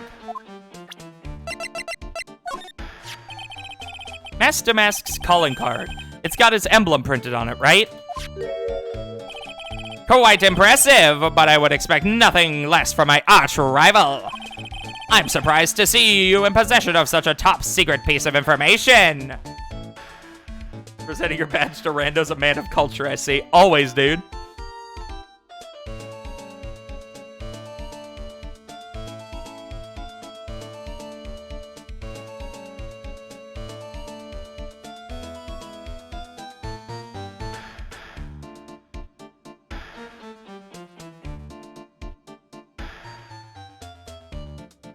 Alright.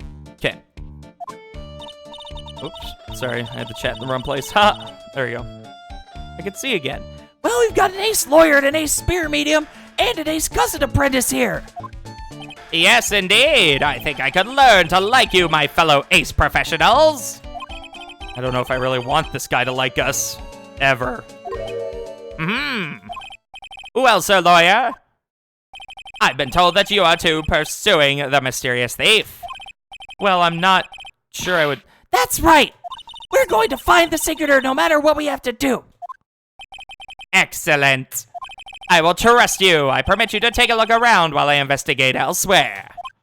If perchance you should discover something of value, return then to my office. My Office of Earthly Delights, the Atme Detective Agency. Office of Earthly Delights? Well then, sir lawyer, if you'll excuse me, I have much to do. Well, wait a minute! He's gone! I don't like the idea of doing this guy's work for him. Come on, Nick. Don't worry about it. It's no big deal. Let's hurry up and investigate before he changes his mind. I want to go to his office too. Take me with you, okay?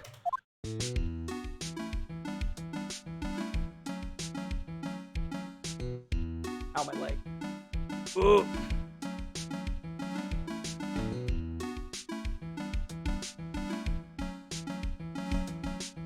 God damn it. Hang on.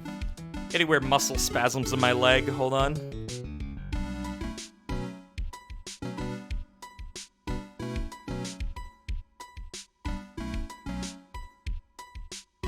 I like this investigation music, though.